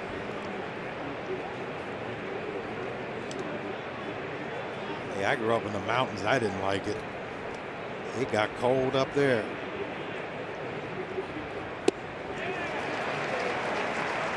I mean, is this considered cold? I think this is for March. I think this is refreshing. I think it's beautiful. Speaking of refreshing. Did you find that as a catcher, Ben, that most leadoff speed guys with not a lot of power were susceptible to breaking balls? Yes. On the inside corner, the two-seamer ran back. Nola just struck out the side. 8 strikeouts through 5 innings for Aaron Nola.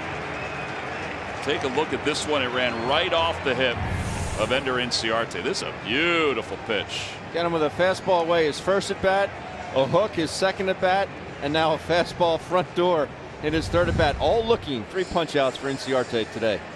Well, we think ahead when we start the 2019 season, but we also look back a little bit because we've seen this guy in spring training a lot, and it's great to see his smile back in Philadelphia. That's Jimmy Rollins. This is one of the more memorable hits against Jonathan Broxton that the Phillies have ever had in postseason history. It was exhilarating. And you'll see him a lot this year, and he is with Greg Murphy. Murphy. Yeah, that smiling face has made his way out to center field as we welcome in Jimmy Rollins. Good to see you. We've been working our way around the ballpark. The fans are ready, are they not? Yeah, they're ready. These guys are ready. They're back there ready. They were pretty excited when this guy walked out here. First of all, you've been in a lot of places in this ballpark. You've never seen this view before. I've never been up here. This is the absolute best view, other than playing shortstop, obviously. Pretty good. This is, well, in that case, this is the second best view of the ballpark. Definitely the best when you're not on the field. I would agree with that. These guys are spoiled out here. They don't know how good they have it. All right, let's talk a little bit about this team first, because you spent the last couple of weeks down in Clearwater. We saw you in there. You were in uniform. You got a chance to really get the pulse of this clubhouse, the way these guys were approaching this season. And it's pretty exciting, is it not? It definitely is. They have a professional clubhouse. Professional players, MVPs, guys that have had success, guys that know what it takes to win, and they felt that sting of defeat. Last year they were young. A couple exceptions, but I'm talking about as far as the position players. Everybody's in that 23 to 26 range, not knowing what to do in crunch time, not having that experience. This year they brought in guys because they don't want that collapse to happen as it did last year. So I was in there, the guys were having fun, reminding me of a lot of the times when we knew we were good. It was just 162 games that were going to determine how good we were. So it's good to see that. It's good to see the buzz, the fans. You know, they're here. They're finally can have something to cheer for, something of expectation other than just opening day. Yeah, and you and I are sitting there watching that last half inning when the Phils were batting, and we're watching this lineup. And, you see JT Realmuto take that walk, and then Odubel comes up, gets the big hit, and they put up a couple runs on the board. And we were talking about, wow, that's awful similar to what we saw back in 07, 08, 09. Stretching that lineup. It puts a lot of pressure on that other team. Where are the outs? You're always looking for outs. Okay, this guy's not going to beat us because we can go to this guy. Where's that here? They don't have that. We're going to pitch around this guy because we're going to go to that guy. The only hope is that somebody can be cold in that moment and it happens to work out for you. But when you can have Pop at the top of the lineup, then Gene who can hit the ball all over the place, and then you get into the depth of the lineup, all the power. That's scary. And Michael Franco down in the 8th spot, I know he's not happy there. I know he's had success there. So he has something to prove.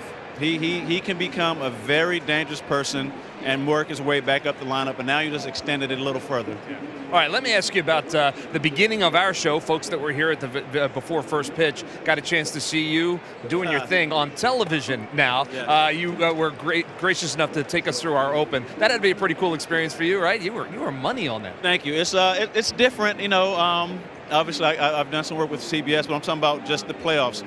But now I'm talking about something I actually know, something I experienced, and being back here in Philadelphia, it's different. You never really consider coming back and talking about the team. Doing stuff with the team, yes. Talking to players, yes.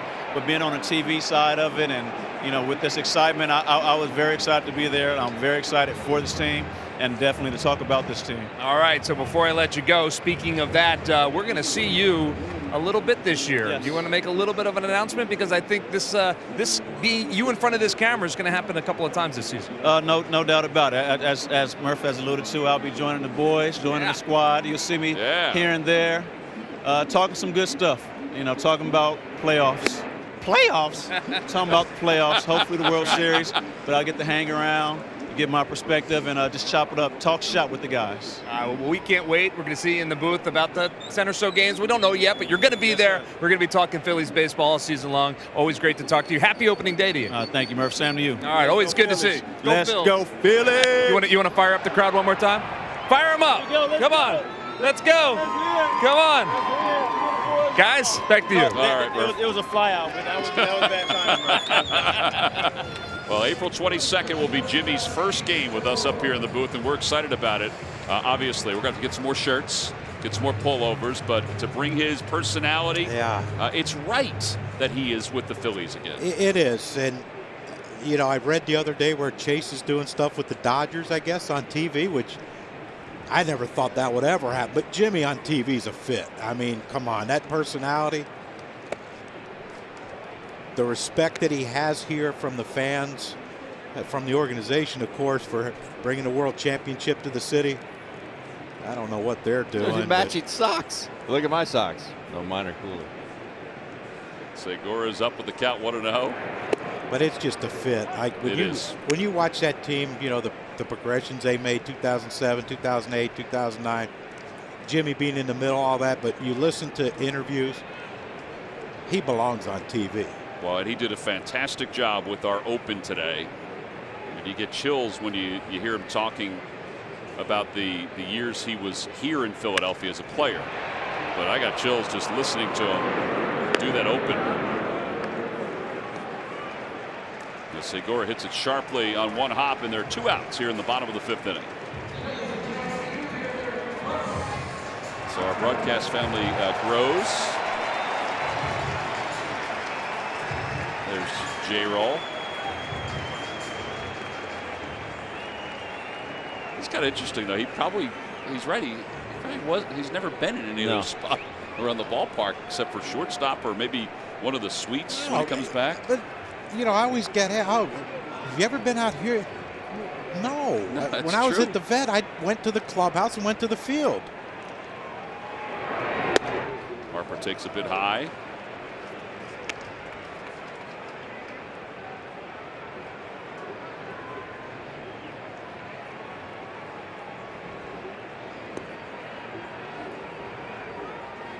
Harper today is 0 for 2. He's grounded out and he is struck out. Swing and a miss. 1 ball, 1 strike by Tehran.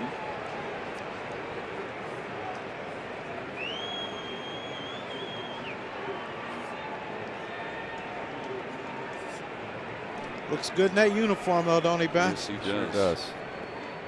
We were talking about that in one of the spring training games. About I used to hate when he used to go up and tap the bat and then his toe and like, look at this guy. And now it's like the most beautiful thing you've ever seen. Yeah, that first day when he met with the media in Clearwater and he talked about wearing the number 3, how it's a family number, and you know, not wearing 34. And that's where he said all the right things. He said 34, Roy Halladay should be the last person that wears 34 because he had so much respect for him as a player and so much respect for the family as well.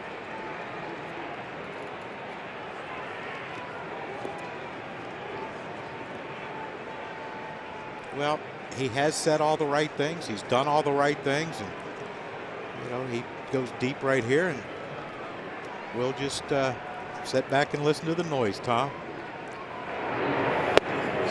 Harper strikes out. So 1, 2, 3 go the Phils here in the 5th. 7 strikeouts for Tehran. We've completed 5. We'll go to the 6th with the Phillies up 3-1. Among the best in baseball from start to finish a season ago. The rest of baseball is on alert when Aaron Nola is on the mound. The All-Star finished among MLB's best in starts, ERA, wins, strikeouts, and opponent's average, resulting in a 3rd-place finish in Cy Young voting. Aaron became the 2nd pitcher in Phillies history with 200-plus strikeouts and an opponent's average below 200. He earned a 2nd straight opening day start, and it's brought to you by Independence Blue Cross. Live fearless. Well, the Fanatic is doing the Star is Born presentation. That does not look like Bradley Cooper, John. No. He's not Lady Gaga, guys. He's Lady Fafa. Makes sense. Yeah. Makes a whole lot of sense, doesn't it? In his world, yes. Yes. Josh Donaldson leads it off here in the top of the 6th inning with the Phillies leading it 3-1. Donaldson is 0 for 2. Breaking ball, 1 strike.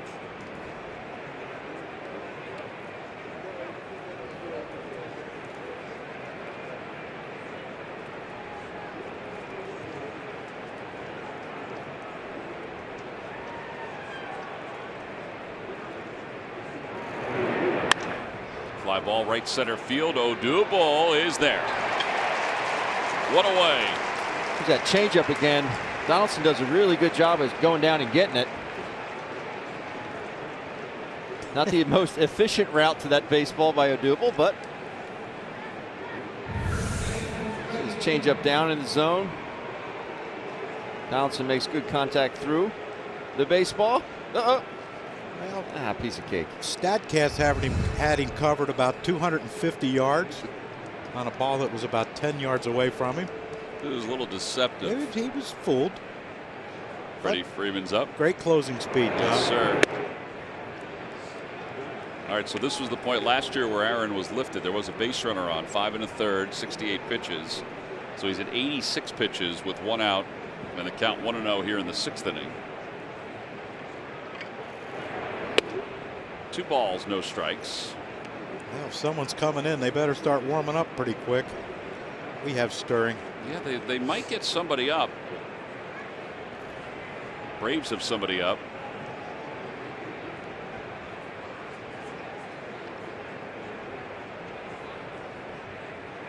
Swing and a miss, 2-1.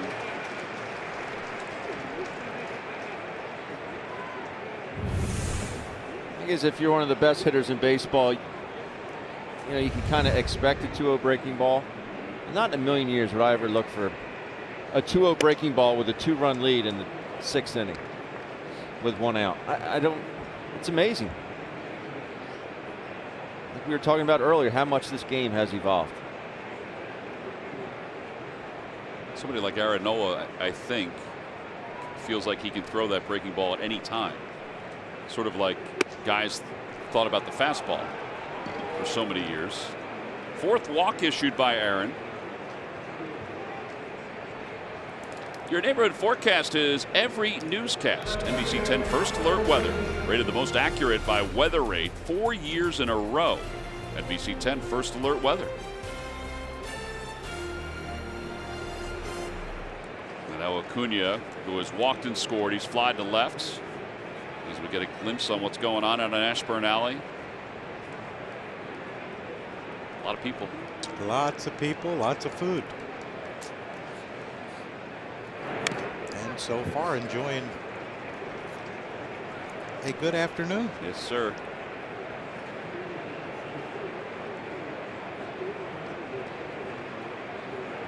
Got Hector warming up. Neris is up now. Adam Morgan had his sweatshirt off. He was just tossing.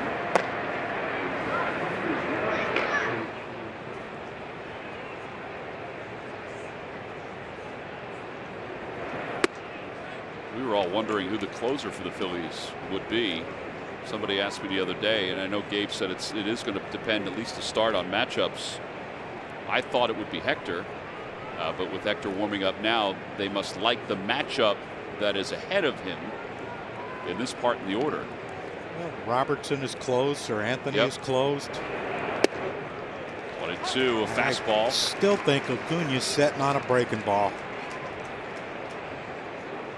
I mean, he's not even offering it this fastball. Also some paint. Yeah, it's not a lot you can do with it. Just be careful throwing him a breaking ball right here. Well, you got 2 strikes, and that's a strikeout pitch, more or less. Runner goes. Pitch is high. Throw to second base on 1 hop. He is out at second base. Nice pick by Cesar. 2-4 on the putout. Freddie's asking him to hold. Walt Weiss, the bench coach, on the phone.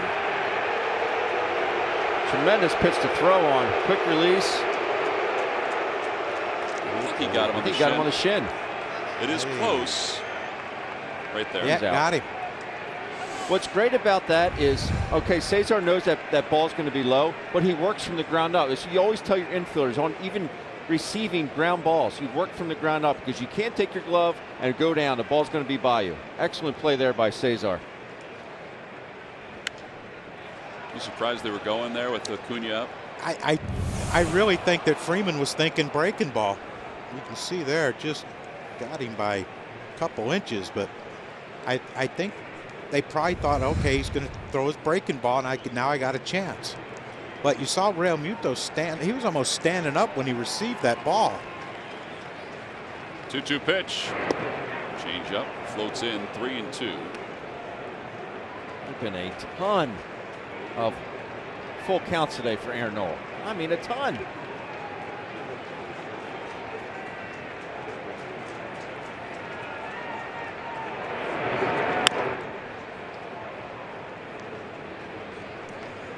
I still think you can beat him with a fastball in right here.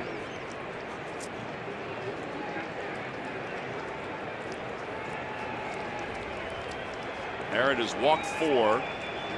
He has had 6 3-2 counts.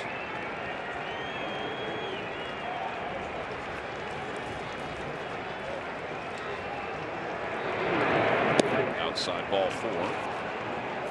So 5 walks for Nola. And that brings Markakis up. StatCast, little pop time, 1.88. The league average 1.95. Where would you sit, Ben? At your best, not now. A little bit lower than that. Wax poetic. Tell us where you'd be. 1.75. I had a couple in the 1.7s. And how about now? Probably 1.85. That's a way to be confident. It's another way of rubbing it in our face about how he's still in shape. Yep. I was playing long toss with Teg last night. We went out, hit 2 buckets, and then we played long toss. And the wing ain't feeling too good today. That's for sure. Markakis is 1 for 2. He had an RBI single his first time up. Curve ball lifted off third. Franco has room. And the inning is over. No runs, no hits. 1 man left. 6 innings for Aaron Nola on opening day. The Phils lead it 3-1.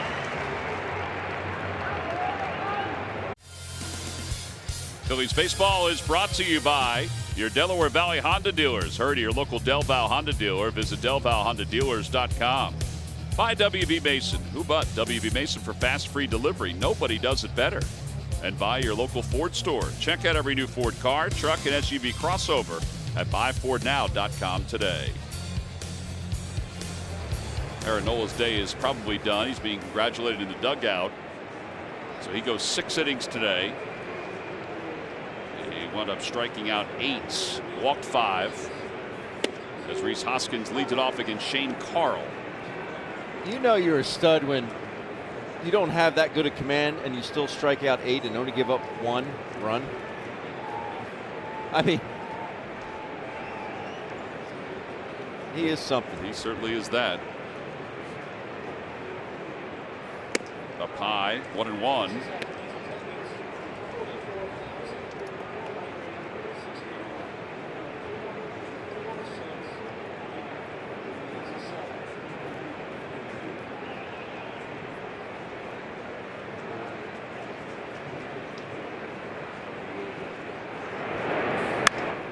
Away, 1-2. Carl last year 2.86 ERA in 53 games. 43 strikeouts in 63 innings.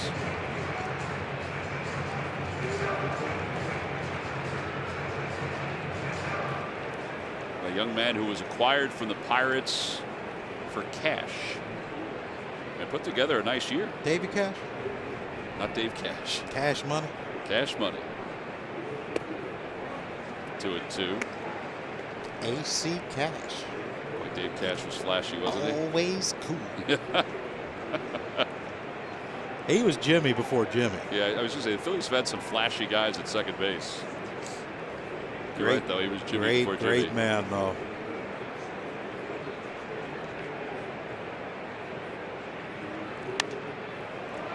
I don't think I'd put Mickey in that group of flashy second basemen. Would you, Crocker? Warrendini? Yeah. No. Steady. You mean that in the nicest possible way? In the nicest possible way. Mickey Correct. was steady. Because our ambassador is walking around the ballpark Yes. and could find his way in here. He can.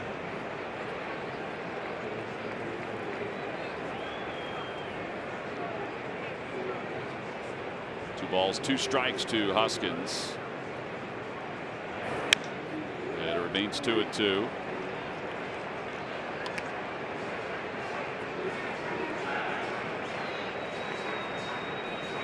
Rhys has flied to center and he's gone down looking.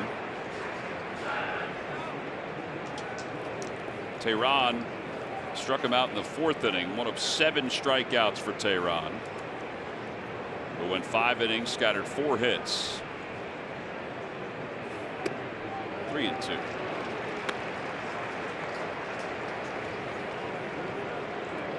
That's where Rhys kind of thrived last year when the count was 3-2.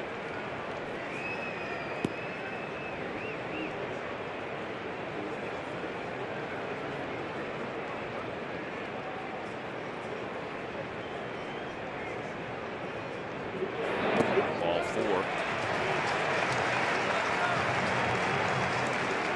Back to the 4th inning. JT Realmuto provided us with our Toyota turning point. Yeah, worked a tough walk, and then a base hit by Odubel, scores Gene Segura, and then Cesar slices one down the left field line to score JT Realmuto after that walk that he earned. And those are our Toyota turning points of the game. Brought to you by Tom. Toyota. Yeah, so the walk was part of that turning point that set up the 2 runs that scored in the 4th. Realmuto the opposite way. Markakis toward the line.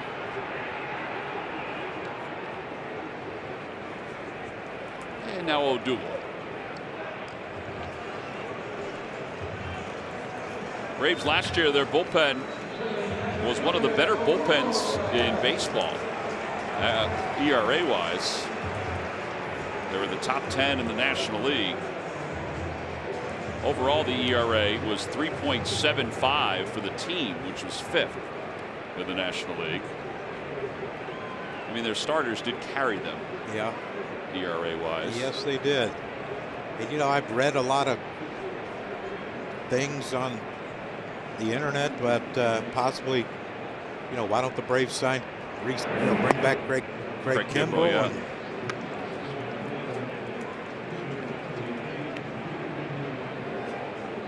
And you wonder what, like, is he pricing himself out of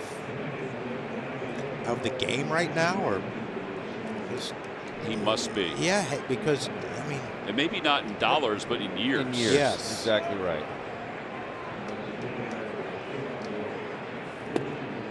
Odubel a little late.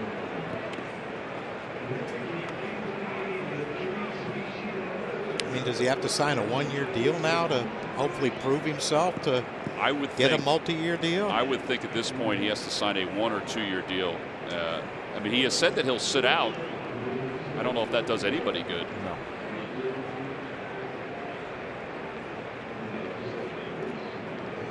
You think he'd want to get back out there because towards the end of last season he struggled a bit. For as much as Craig Kimbrell can struggle, you know, maybe that put a lot of doubt in some franchises' minds.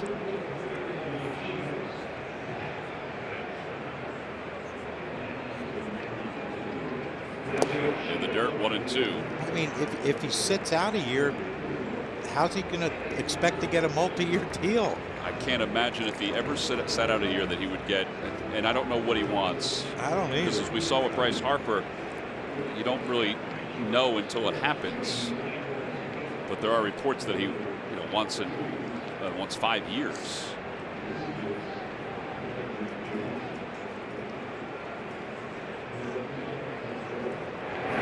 Swing and a miss by Odubel. He strikes out. And 2 outs here in the 6th inning.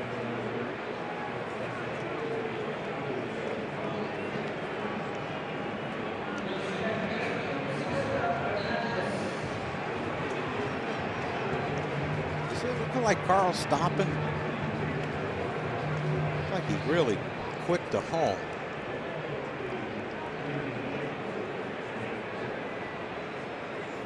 Kind of has that stutter step in between coming to a set, or lack thereof.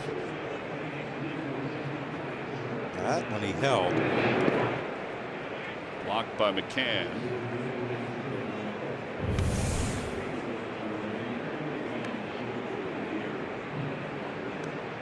He pole vaults over that front leg, doesn't he? Yeah, it looked like he was quick pitching. Well, quick pitching, but throwing off speed stuff to Odubel.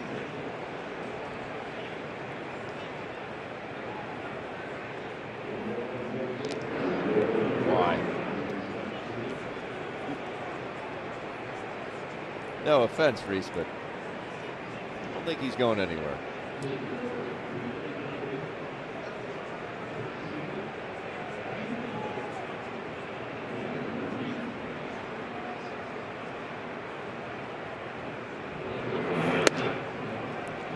Last time up, Cesar punched a single to left field to drive in a run to make it a 3-1 ball game. I noticed Donaldson is a little tighter to the line at third base. Yeah, he'd catch it if he hit the same ball. Yep. He just debunked all the scouting reports.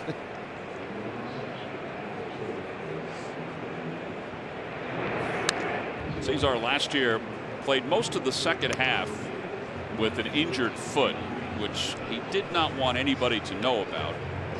In fact, there were points during that second half where it was a little bit of a fracture in that foot. He kept on playing.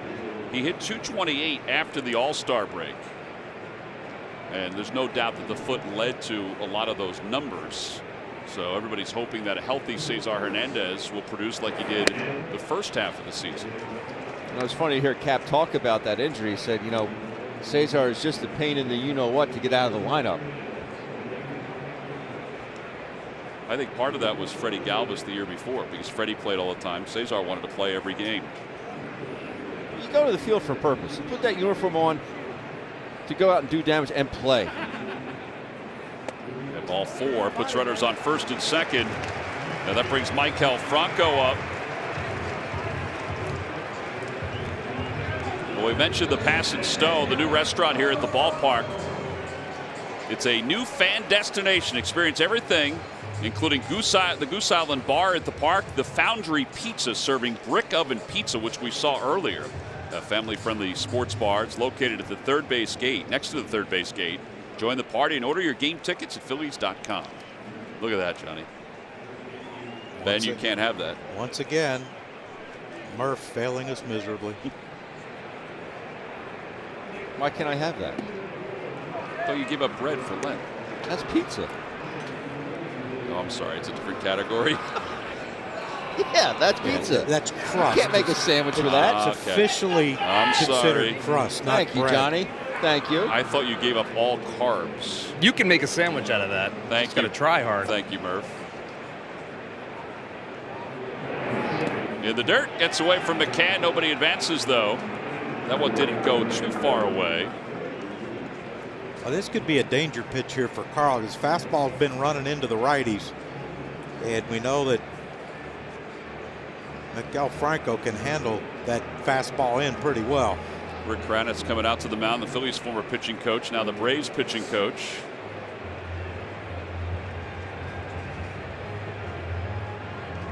It's got to be weird for him, doesn't it? Rick Kranitz did a really nice job with the Phillies the years he was here as the assistant pitching coach and then eventually the pitching coach. Nice to see that he landed on his feet and landed on his feet right away. And, you know, with a team that has a chance to contend. Phillies have Chris Young as their pitching coach now. Chris was Cranny's assistant, and Dave Lundquist is the assistant pitching coach. It's great to see that Dave's getting an opportunity here in the big leagues. Oh, that's the pitch you were talking about.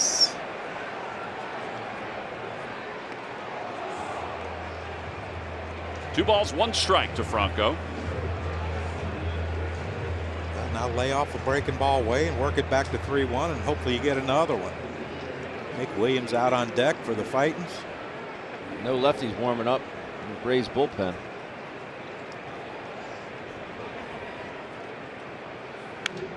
Fouled it away, 2-2.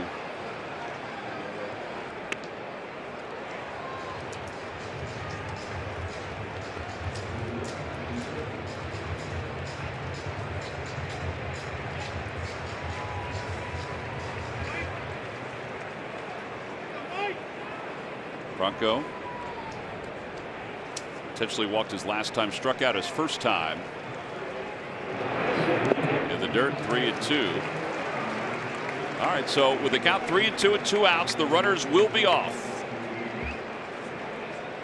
As the Phils nursing a 2-run lead, trying to add to it.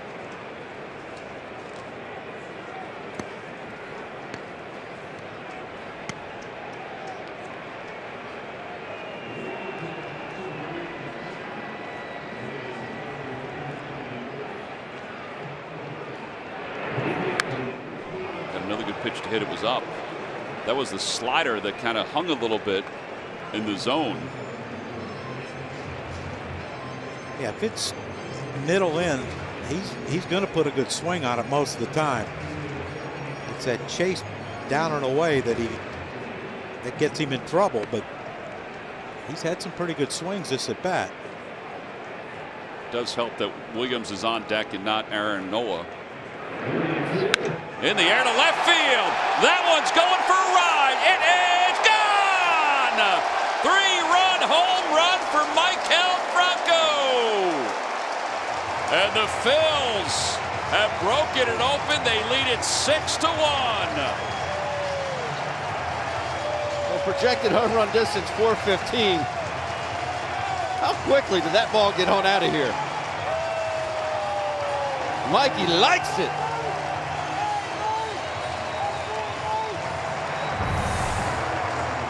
See this pitch at the top of the zone. Maikel gets on top. Well, top of the zone and running back over the center of the plate. McCann wanted it up and away. Look where this pitch where McCann has to reach for that pitch, and like he said, he can handle a fastball in, and he didn't miss that one, Ben. He knew it. Everybody knew it once it left the bat. Second home run of the day for the Phillies.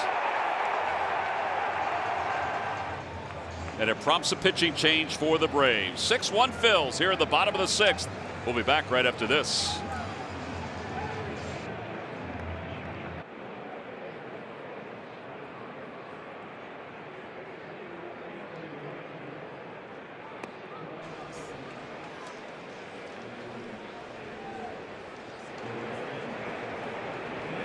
Well, Nick Williams is pitch hitting for the Phils. Wes Parsons is the new pitcher for the Braves. Phillies lead it 6-1 as Williams fouls the pitch away. Parsons, a 7.2 earned run average last year.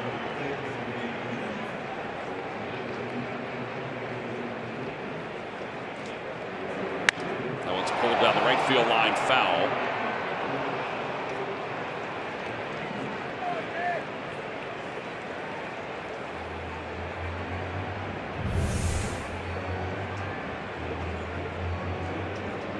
Nitro zone.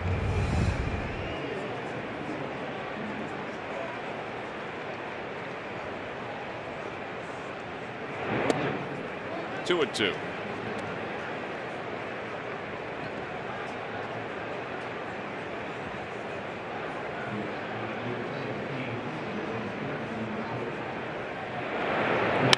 Opposite way, that should slice to the seats, and it does.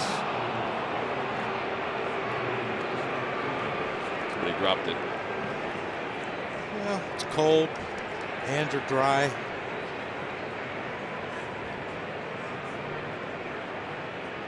Want me to come up with a couple more excuses? Sun was in my eyes. Stepped on a rock. Swing and a miss. Got it with a changeup. Yeah, that'll wrap up the 6th inning, but it was a productive one. Why? Maikel Franco with a beautiful swing on a 3-2 pitch. He crushed it over 400 feet to left field. 6-1, Phillies on top. refreshing finish. Aaron Nola today, 6 innings, 8 strikeouts. He didn't walk 5, but as Ben mentioned before, even with a little less than perfect stuff, he was still able to go through 6 innings today. Yeah, he was pretty good. Just the 2 hits. Very unconventional for Aaron Nola to go out there and walk 5. But he was able to make the pitches when he needed to make the pitches. Ender Inciarte just could not figure him out. Caught looking 3 times for the Braves leadoff hitter today.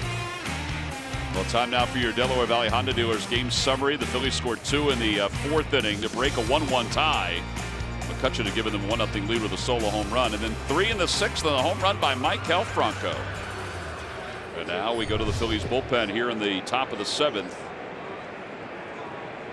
And Hector Neris delivers a strike on the first pitch to Ozzie Albies.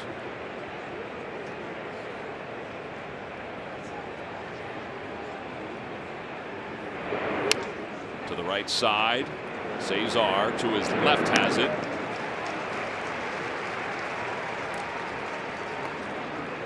Hector's numbers last year, and you kind of have to put those on a shelf and just look at his second half numbers. Yeah, absolutely. I know you can't, but first half he was bad, and after he got sent down, he came back up. He came back with a different purpose. He came back more focused. To me, just speaking to him, he was more focused. Threw his pitches with more conviction. You know, regardless of what your stuff is, if you go out there thinking you're going to get hit, you're probably going to get hit. If you go out there with that mentality like he had the previous year and the second half of last year, he went out with the mentality like, I'm better than everyone here. And you have to, as a reliever. You're going to go out there for 1 inning.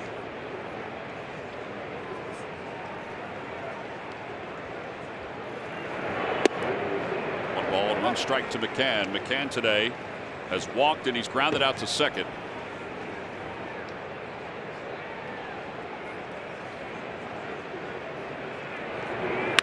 To the right side again. Segura, 6-3 on the putout. They had plenty of time. They had 2 outs for Swanson.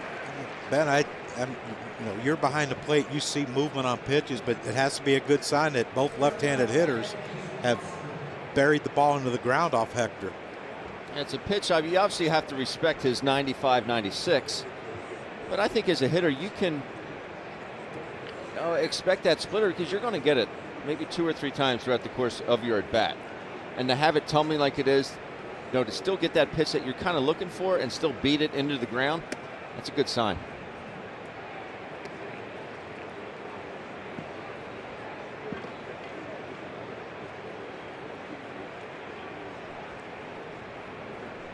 Swanson has walked and struck out. Ground ball, base hit down the left field line. And he's going to wind up getting 2 out of it. Kicked by McCutcheon. It doesn't matter though. Swanson would have been at second base. A 2-out double. First hit for the Braves since the 4th inning. And here's Matt Joyce, who was just acquired by the Braves.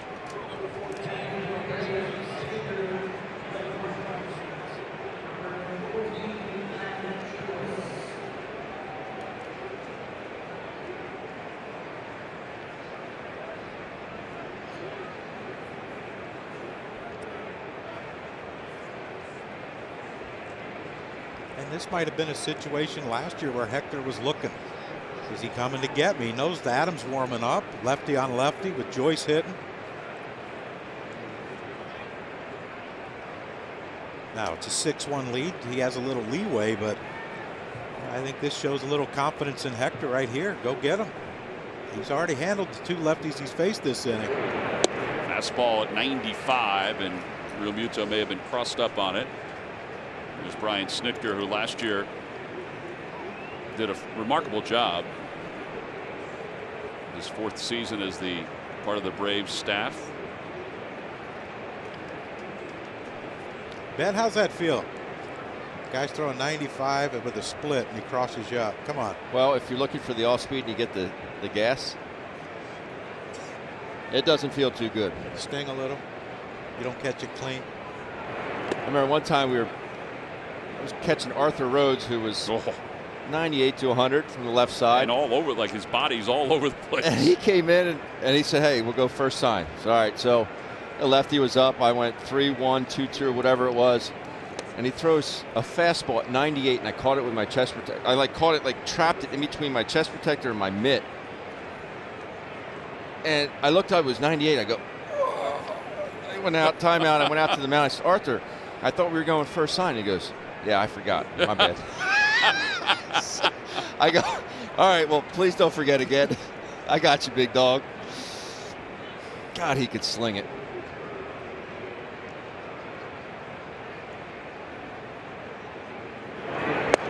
Outside, 3-1 to Joyce.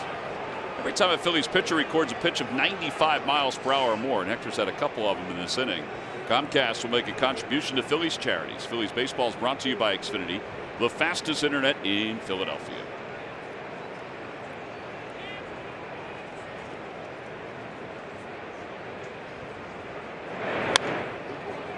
Attaboy, Hector, challenging. You got 5 to work with.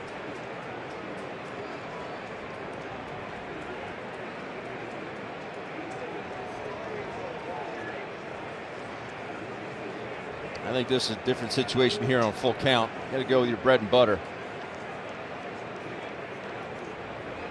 But that's where having that, having a little something in the tank like Hector's fastball, you still got to respect it.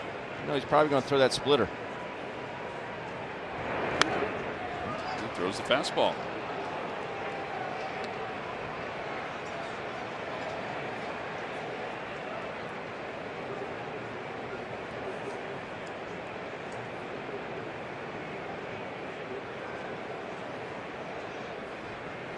Nola started today, went 6 innings. He struck out 8.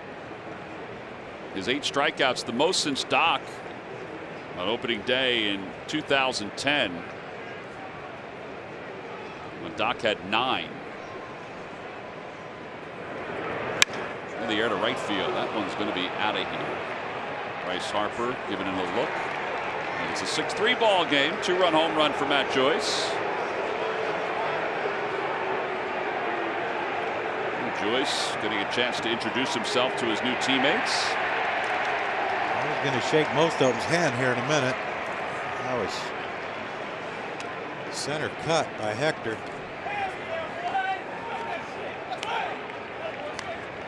Chris Young going to head out to the mound. No pitching change here. Just a conversation with Hector Neris. Well, that's what happens when you miss. JT wanted that ball away, stayed center, middle end. And this goes fastball again. Joyce ready for it. That's his 7th career pinch hit home run. And it moves the lineup to the top with Ender Inciarte. Inciarte's had a tough day. He's 0 for 3. Robertson loosening up in the pen.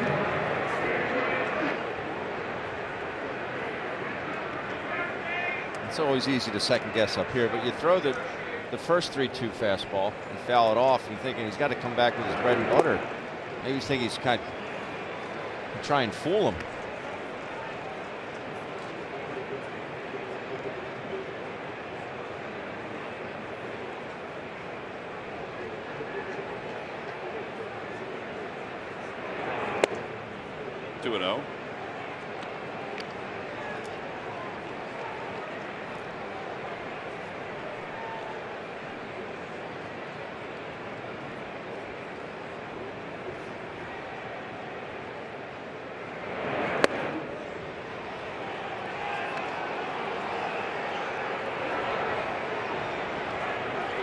Jackson in the bullpen for the Braves. Now they have somebody else up and throwing.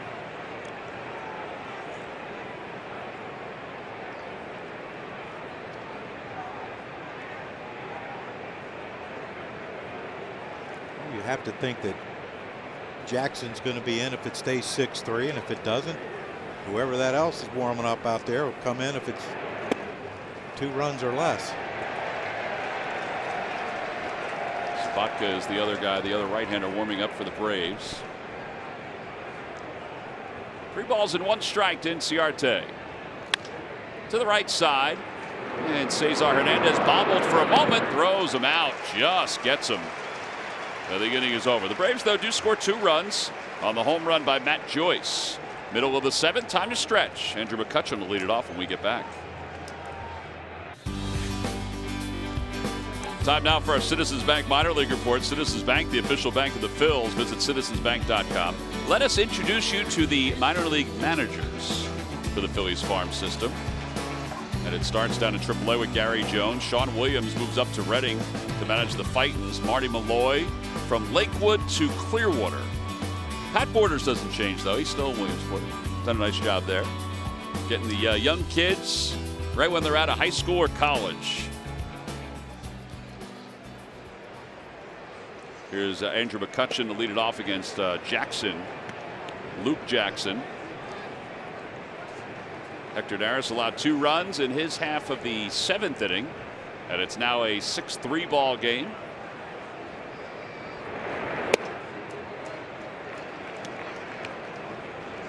Well, let's get those back. Make things a little easier for our bullpen. For the last 6 outs.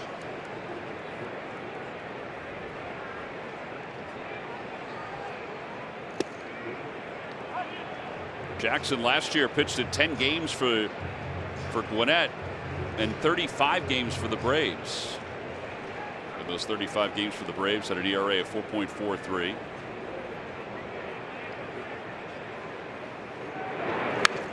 Two and 2. Shockingly, a good fastball, Ben. Mid-90s. Like everyone else. Like everyone else.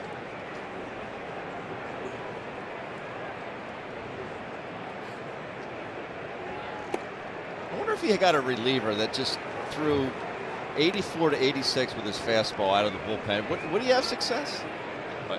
Unless he would have to have a couple of trick pitches.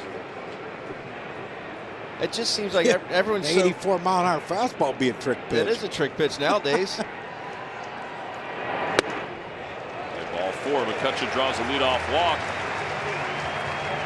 Andrew last year stole 14 bases.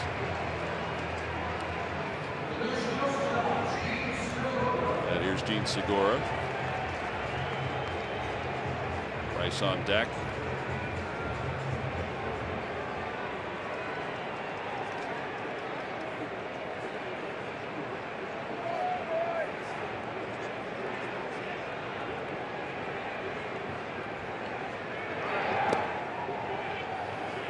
Well, that ball ate up McCann, didn't it? He was able to scoop it up.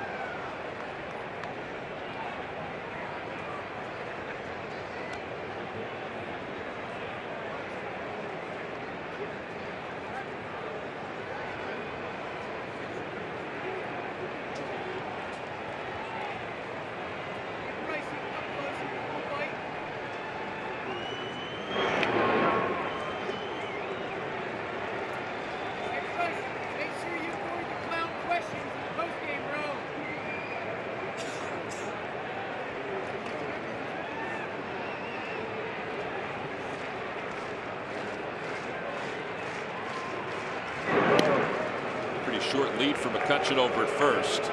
I wonder, and I'm not saying that this is the time to do it, but I wonder how aggressive the Phillies will be this year from a stolen base standpoint. You know, last year they stole 69 bases, 12th in the National League. The game is sort of void of base stealers, quote unquote base stealers. Well, they have base stealers, just teams are void of trying to run. That's true. That's true. You know, you got guys who can run on this team, but you know, they value more the at-bat than they do the risk of being caught stealing. Yeah, and the Phillies aren't alone with that. There's all around baseball, that's the way it is. Little tapper left to the mound. It's going to want to be in a tough play. And it goes right on by Freeman. McCutchen will go to third, and he'll hold up there. Second and third with nobody out. Is that the value of putting the ball in play for Gene Segura? Absolutely. Speed and putting the ball in play, and you have a young pitcher. Yeah, he knows once that ball took that second bounce, Ben, that he had to rush. You see, watch how he gets down underneath this ball, and it just flies on it. If he catches that on the first bounce, he has a chance. Once he let that thing bounce again, no chance whatsoever. And watch the sidearm throw. That would have been close. It would have been close, yeah. They've walked Harper intentionally. They give that a hit and an error. They have not scored it yet, and that's part of the storyline too, because everything has to be reported differently by the official scorers this year. So sometimes you won't see it as quickly as we used to see it. Segura had one earlier where it was a single and an E6. They may do the same thing here. All right, so bases are loaded with nobody out. It has been scored a base hit and an E1.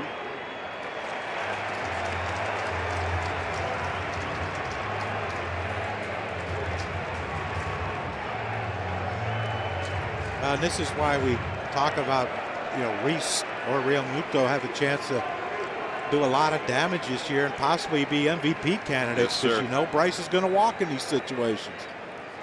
In the air to left field. That's pretty well hit. Going back is Acuna.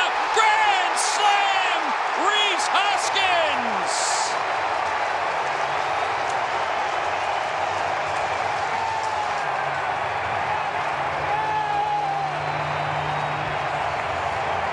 Third home run of the day for the Phillies. They lead it 10-3.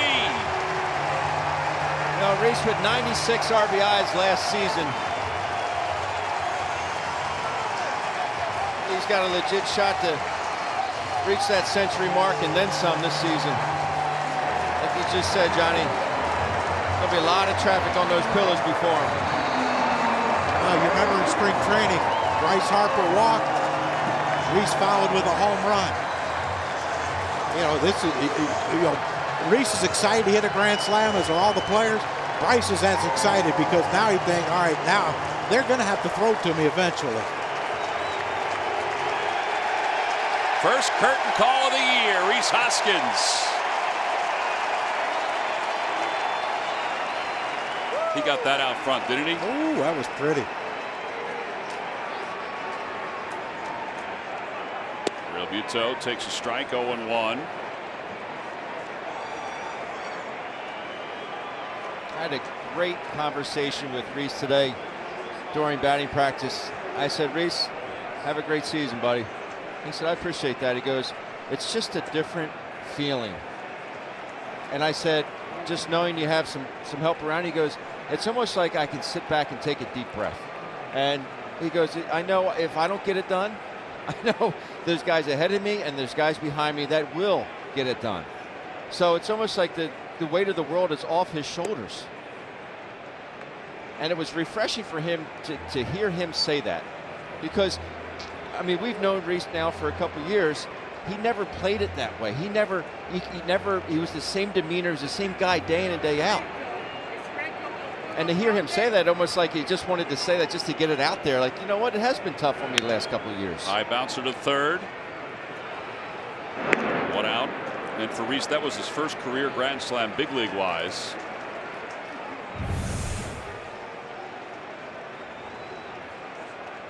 Ball didn't quite get in, did it, Johnny? No, not where McCann wanted it. Man, that's pretty though. Nice, crisp sound. I don't think there's any doubt. Don't know who he's looking at, but they're all happy. Odubel takes a strike, 0-1. Well, that's a good answer back, huh? It sure is. Give up 2 and score 4. You're going to win a lot of games that way, Tommy. You're going to win the inning going away. Albies. 2 outs. There's McCutcheon again, setting the table. Yeah, he scored a couple runs today with the home run and the walk. Segura scored 2 today. I think the real spotlighted point, though, is what you guys were talking about with Harper. They intentionally walk Harper to load up the bases, whether that's right or wrong. I mean, that's the manager's decision. Well, think about the difference in the team, Tom. You think they would have walked anyone last year to get to Rhys? Exactly. There's a high fly ball to deep center field. Inciarte is going to have a little bit of room, and he makes the catch. Phillies send 7 to the plate, and they get a grand slam for Rhys Hoskins, the first of his big league career. We played 7. We'll go to the 8th inning. It's the Phillies 10 and the Braves 3.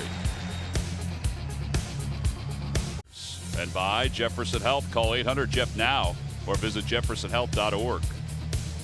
Rhys Hoskins' grand slam has given the Phils a 10-3 lead on opening day. As we go to the top of the 8th inning, in between innings, the Fanatic had a new friend. No, it's not Bryce Harper. It's just what Bryce Harper looked like. Pretty spot on, though. Pretty close. There's the real Bryce Harper. We know that's a fact. We do know that's a fact.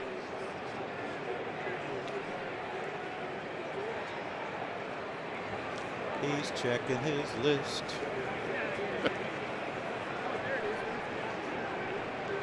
Still has the Fanatic shoes on. When he signed before the press conference, the Fanatic came stumbling into the green room, and you want to talk about lightening the atmosphere, as he can only do, as the Fanatic can only do. And Bryce made it known how much he and his family have enjoyed the Fanatic over the years. Not many visiting players can say that. I mean, I'm certain Tommy Lasorda will never say that. Right. Not many have embraced him the way today's generation seem to have.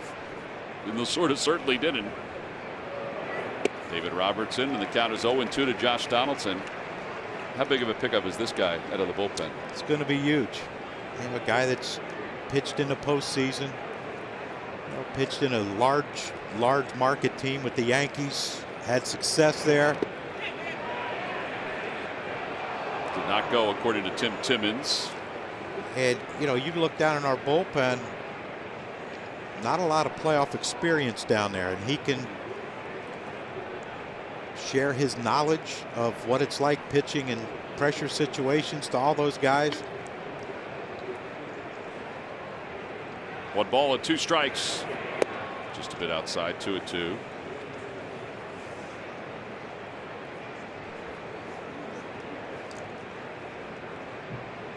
He's got the Mariano cutter, doesn't he?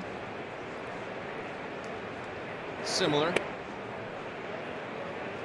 don't know if anybody will have that cutter. No. Sir Anthony, maybe. Probably see Sir Anthony today in the 9th inning.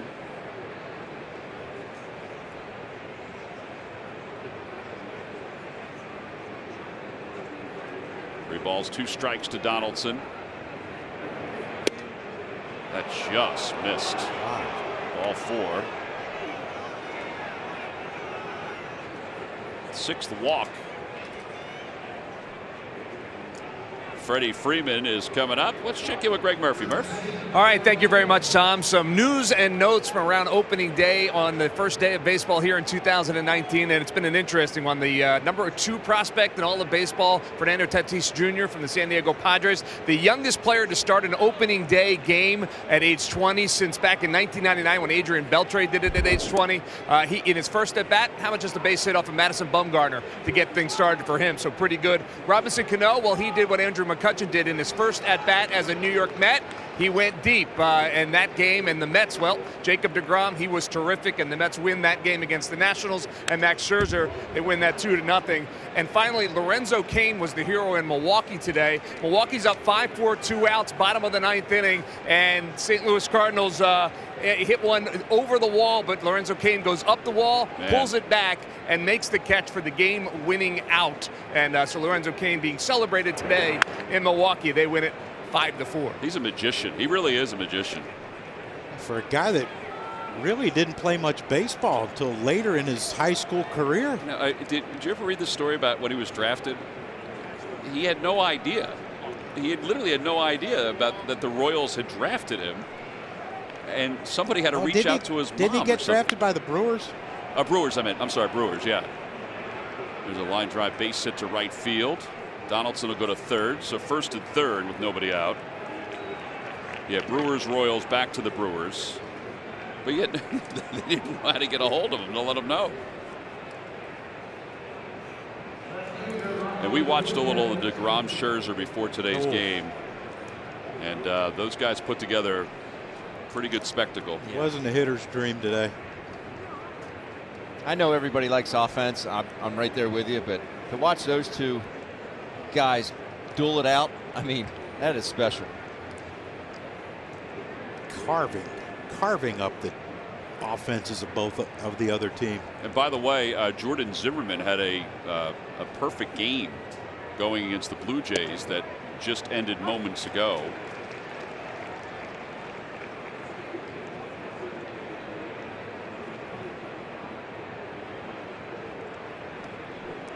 Here's Acuna, who has walked twice. He's flied to left.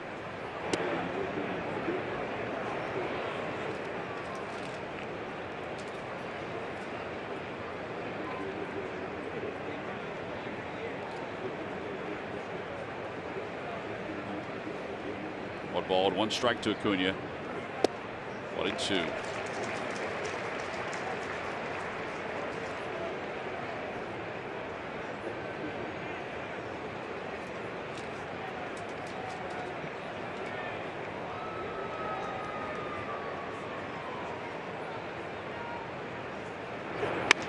Toward the hole, a base hit that'll drive it a run. It's now 10-4. But still nobody out with runners on first and second. You know, it's interesting that first batter, Josh Donaldson, who Robertson thought he had struck out. It changes the entire complexion of the game when you don't get that. Yeah. Or the inning, I should say. Not the game, but the inning. You know, Freddie opens up a hole for Freddie today, or Freddie in that situation, but not that he needed it with the line drive to right field. Now, you know, double play situation with Freeman still on first base and Segura shading more to second, and Acuna hits it there. Another hole that was opened up. Give the Braves credit, though. They're not going away, are they?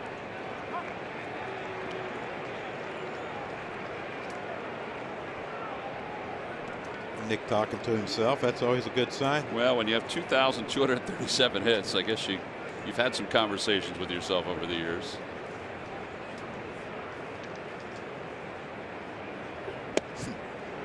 How about the fact that he has a chance to finish with over 2,500 hits in his big league career? I mean, even more, depending on how long he wants to play. You could have that could be on every trivia question there is about current big leaguers with that many hits, and I would say he'd be the forgotten one. Absolutely. But just a really good player for a long time. He really steady. You know, he's not going to be that 30 homer, 120 RBI guy. He's not going to be, you know, that flashy steal 30 bases guy. But, you know, you want consistency and steadiness. Right here you go. 1 ball, 2 strikes to Markakis. Little dribbler foul. Just trying to stay alive. How many current players have more hits than him? Albert, of course. Miguel Cabrera. Miguel. I mean, does Trout have 4,000 hits yet? It just seems like he's getting there. Victor Martinez retired, right? Victor did retire. Can't think of anyone else. Over to second base. That should be 2. There's 1. Can they make the turn? They can. Thankfully, that ball was hit sharp enough that the bobble didn't cost anybody. 4-6-3 double play. 2 outs here in the 8th inning. And that'll bring Albies up. It really is a pitcher's best friend. Our Hyundai defensive play of the game. You just saw it. Nick Markakis.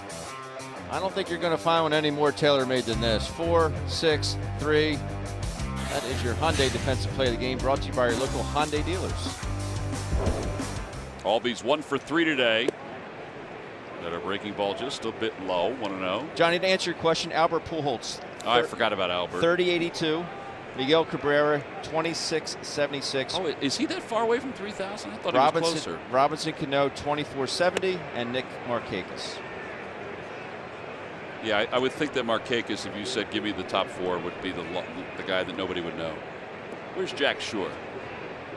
Number 5 on that list is Ian Kinsler. All right, well, I don't think anybody would know that if you went the top 5. How many does he have? 1943. Good year. Sure was. That's when Wheels was born, wasn't I was thinking the same thing. Wheels and the Babe. Teeing it up. Wheels and the Babe.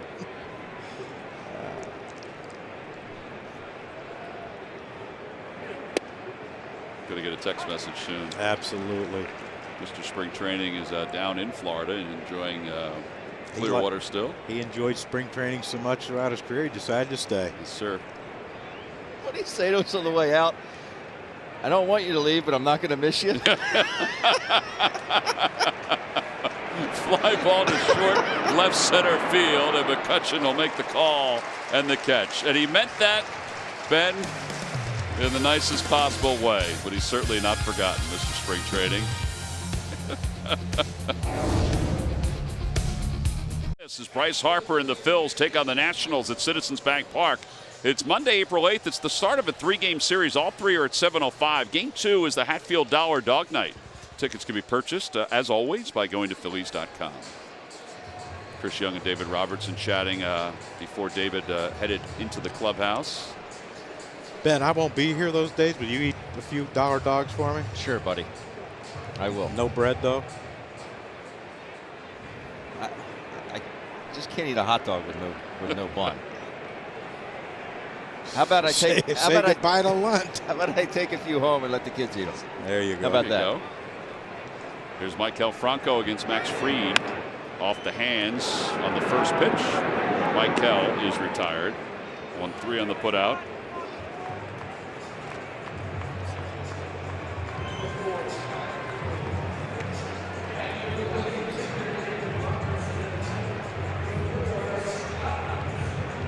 Here's Scott Kingery to pinch hit.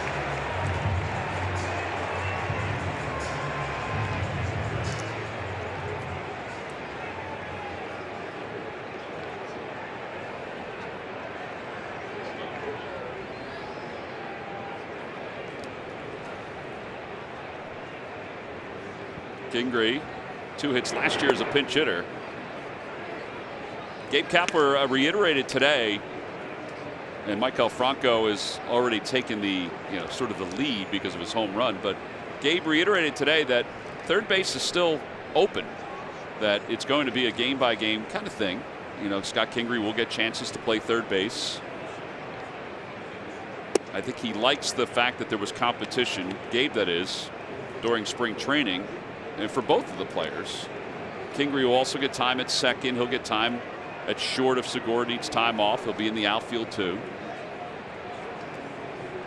1-1 strike to Scott.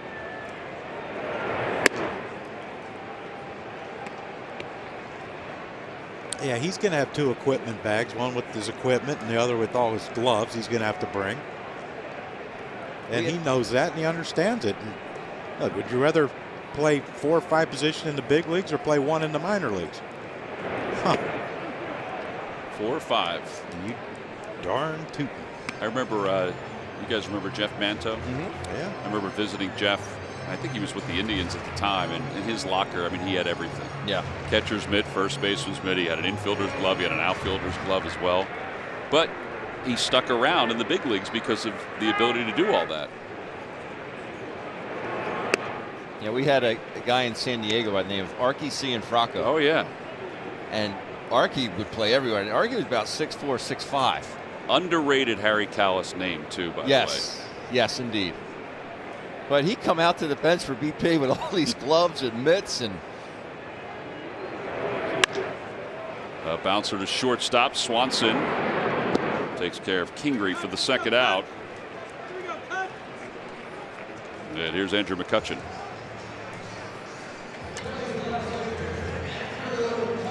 Start your day with news you need. NBC 10 News today. Brittany, Bill, Tracy, Vi, and Lucy. NBC 10 News today. We put you first every morning. Count on it. It's nice to see Vi and Tracy at the ballpark today. They hosted our pregame show. John Clark was here too. 0-1 McCutchen. John Clark is everywhere. He's everywhere. Including the airport. He has his connections. 1-1 strike to McCutchen.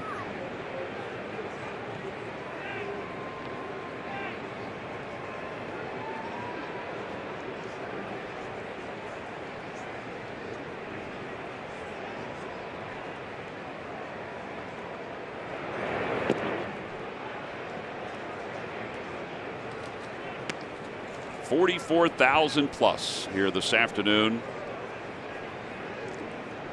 You know what was kind of neat today? Back when the Phillies were winning division after division after division with this ballpark, there was always a line for standing room only tickets. The line was back today. Swanson charges, tough play, and in time to throw out Andrew McCutchen. 1, 2, 3. Go the Phils. We go to the 9th inning. There's that line we talked about. We may have to get used to that again. It's not top of the 9th inning. That's Pat Neshek warming up out on the mounds. Coming up after the ball game, you can see Phillies post-game live on NBC Sports Philadelphia. Plus, it is coming from the ballpark. In fact, from up here in our booth. Earlier today, pregame live, which featured Ricky Bowe and Jimmy Rollins, Michael Barken, the brand new studios. Wow, is that beautiful? That's the demo area. Ben's going to go do a little catching instruction from time to time there. There's J-Roll. Looks awesome, doesn't it? 3,600 square feet. It looks incredible. I saw photos of it yesterday, and more toys to play with. That's right. Brian McCann leads it off against Pat Neshek here in the 9th. Neshek delivers a strike. The coaching staff was pretty happy with the way Neshek finished spring training. Ball was coming out of his hand the way that they had hoped it would. How about McCann shooting it the other way? And that's a leadoff single.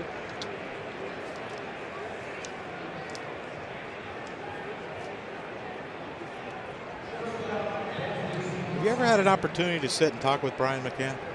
I have. So when I was doing the Phillies pre and post on radio back in the early 2000s, Brian came up, and I used to have guests come up to the concourse, visiting team and home team, and he came up one time and sat there for 20. He was unbelievable. He's awesome. He's an awesome man.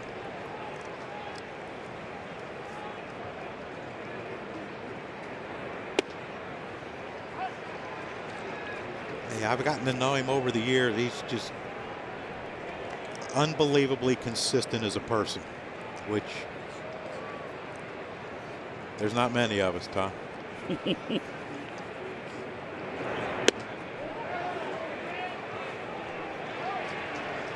No balls and a strike to Dansby Swanson. Actually 0-2 after that one.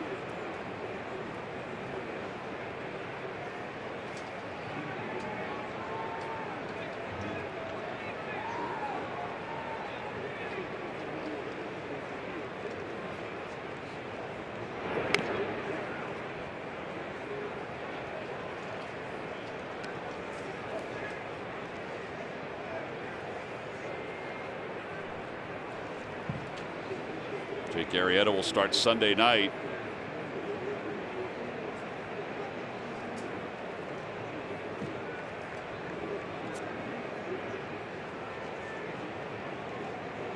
Camargo on deck. He's going to be their super utility. Yes, he Scott is. Kingery guy, isn't he? a great year last season. Hey, you got to wonder how he felt about bringing Donaldson in. Of course, Donaldson was hurt a lot last year, but I mean, he had a better year. Line drive caught by Neshek, and he throws to first in time to double up Brian McCann. That'll wake you up. Shaking that hand out there. I think Smokes. Pat was the last person in this building that knew he caught that ball.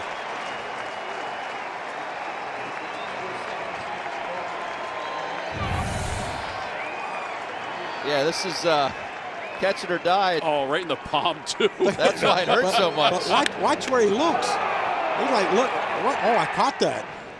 Watch him. He had to look in his glove. Ah, beautiful. And everybody coming to their feet, 44,000 plus. And Johan Camargo is the hitter with 2 men down.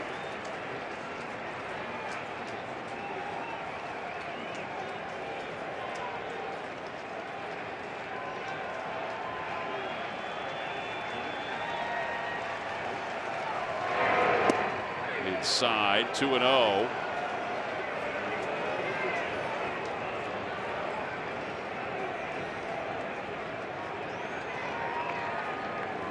Last time the Phillies beat the Braves on opening day was back in 1999.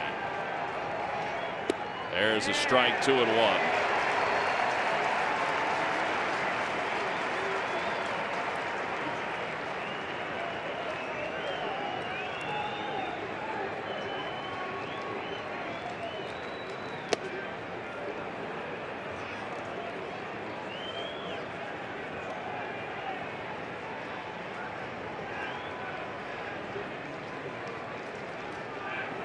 Great way to start the season off. Yes, it is. My goodness. Yeah, especially the defending National League East champions. 3-2.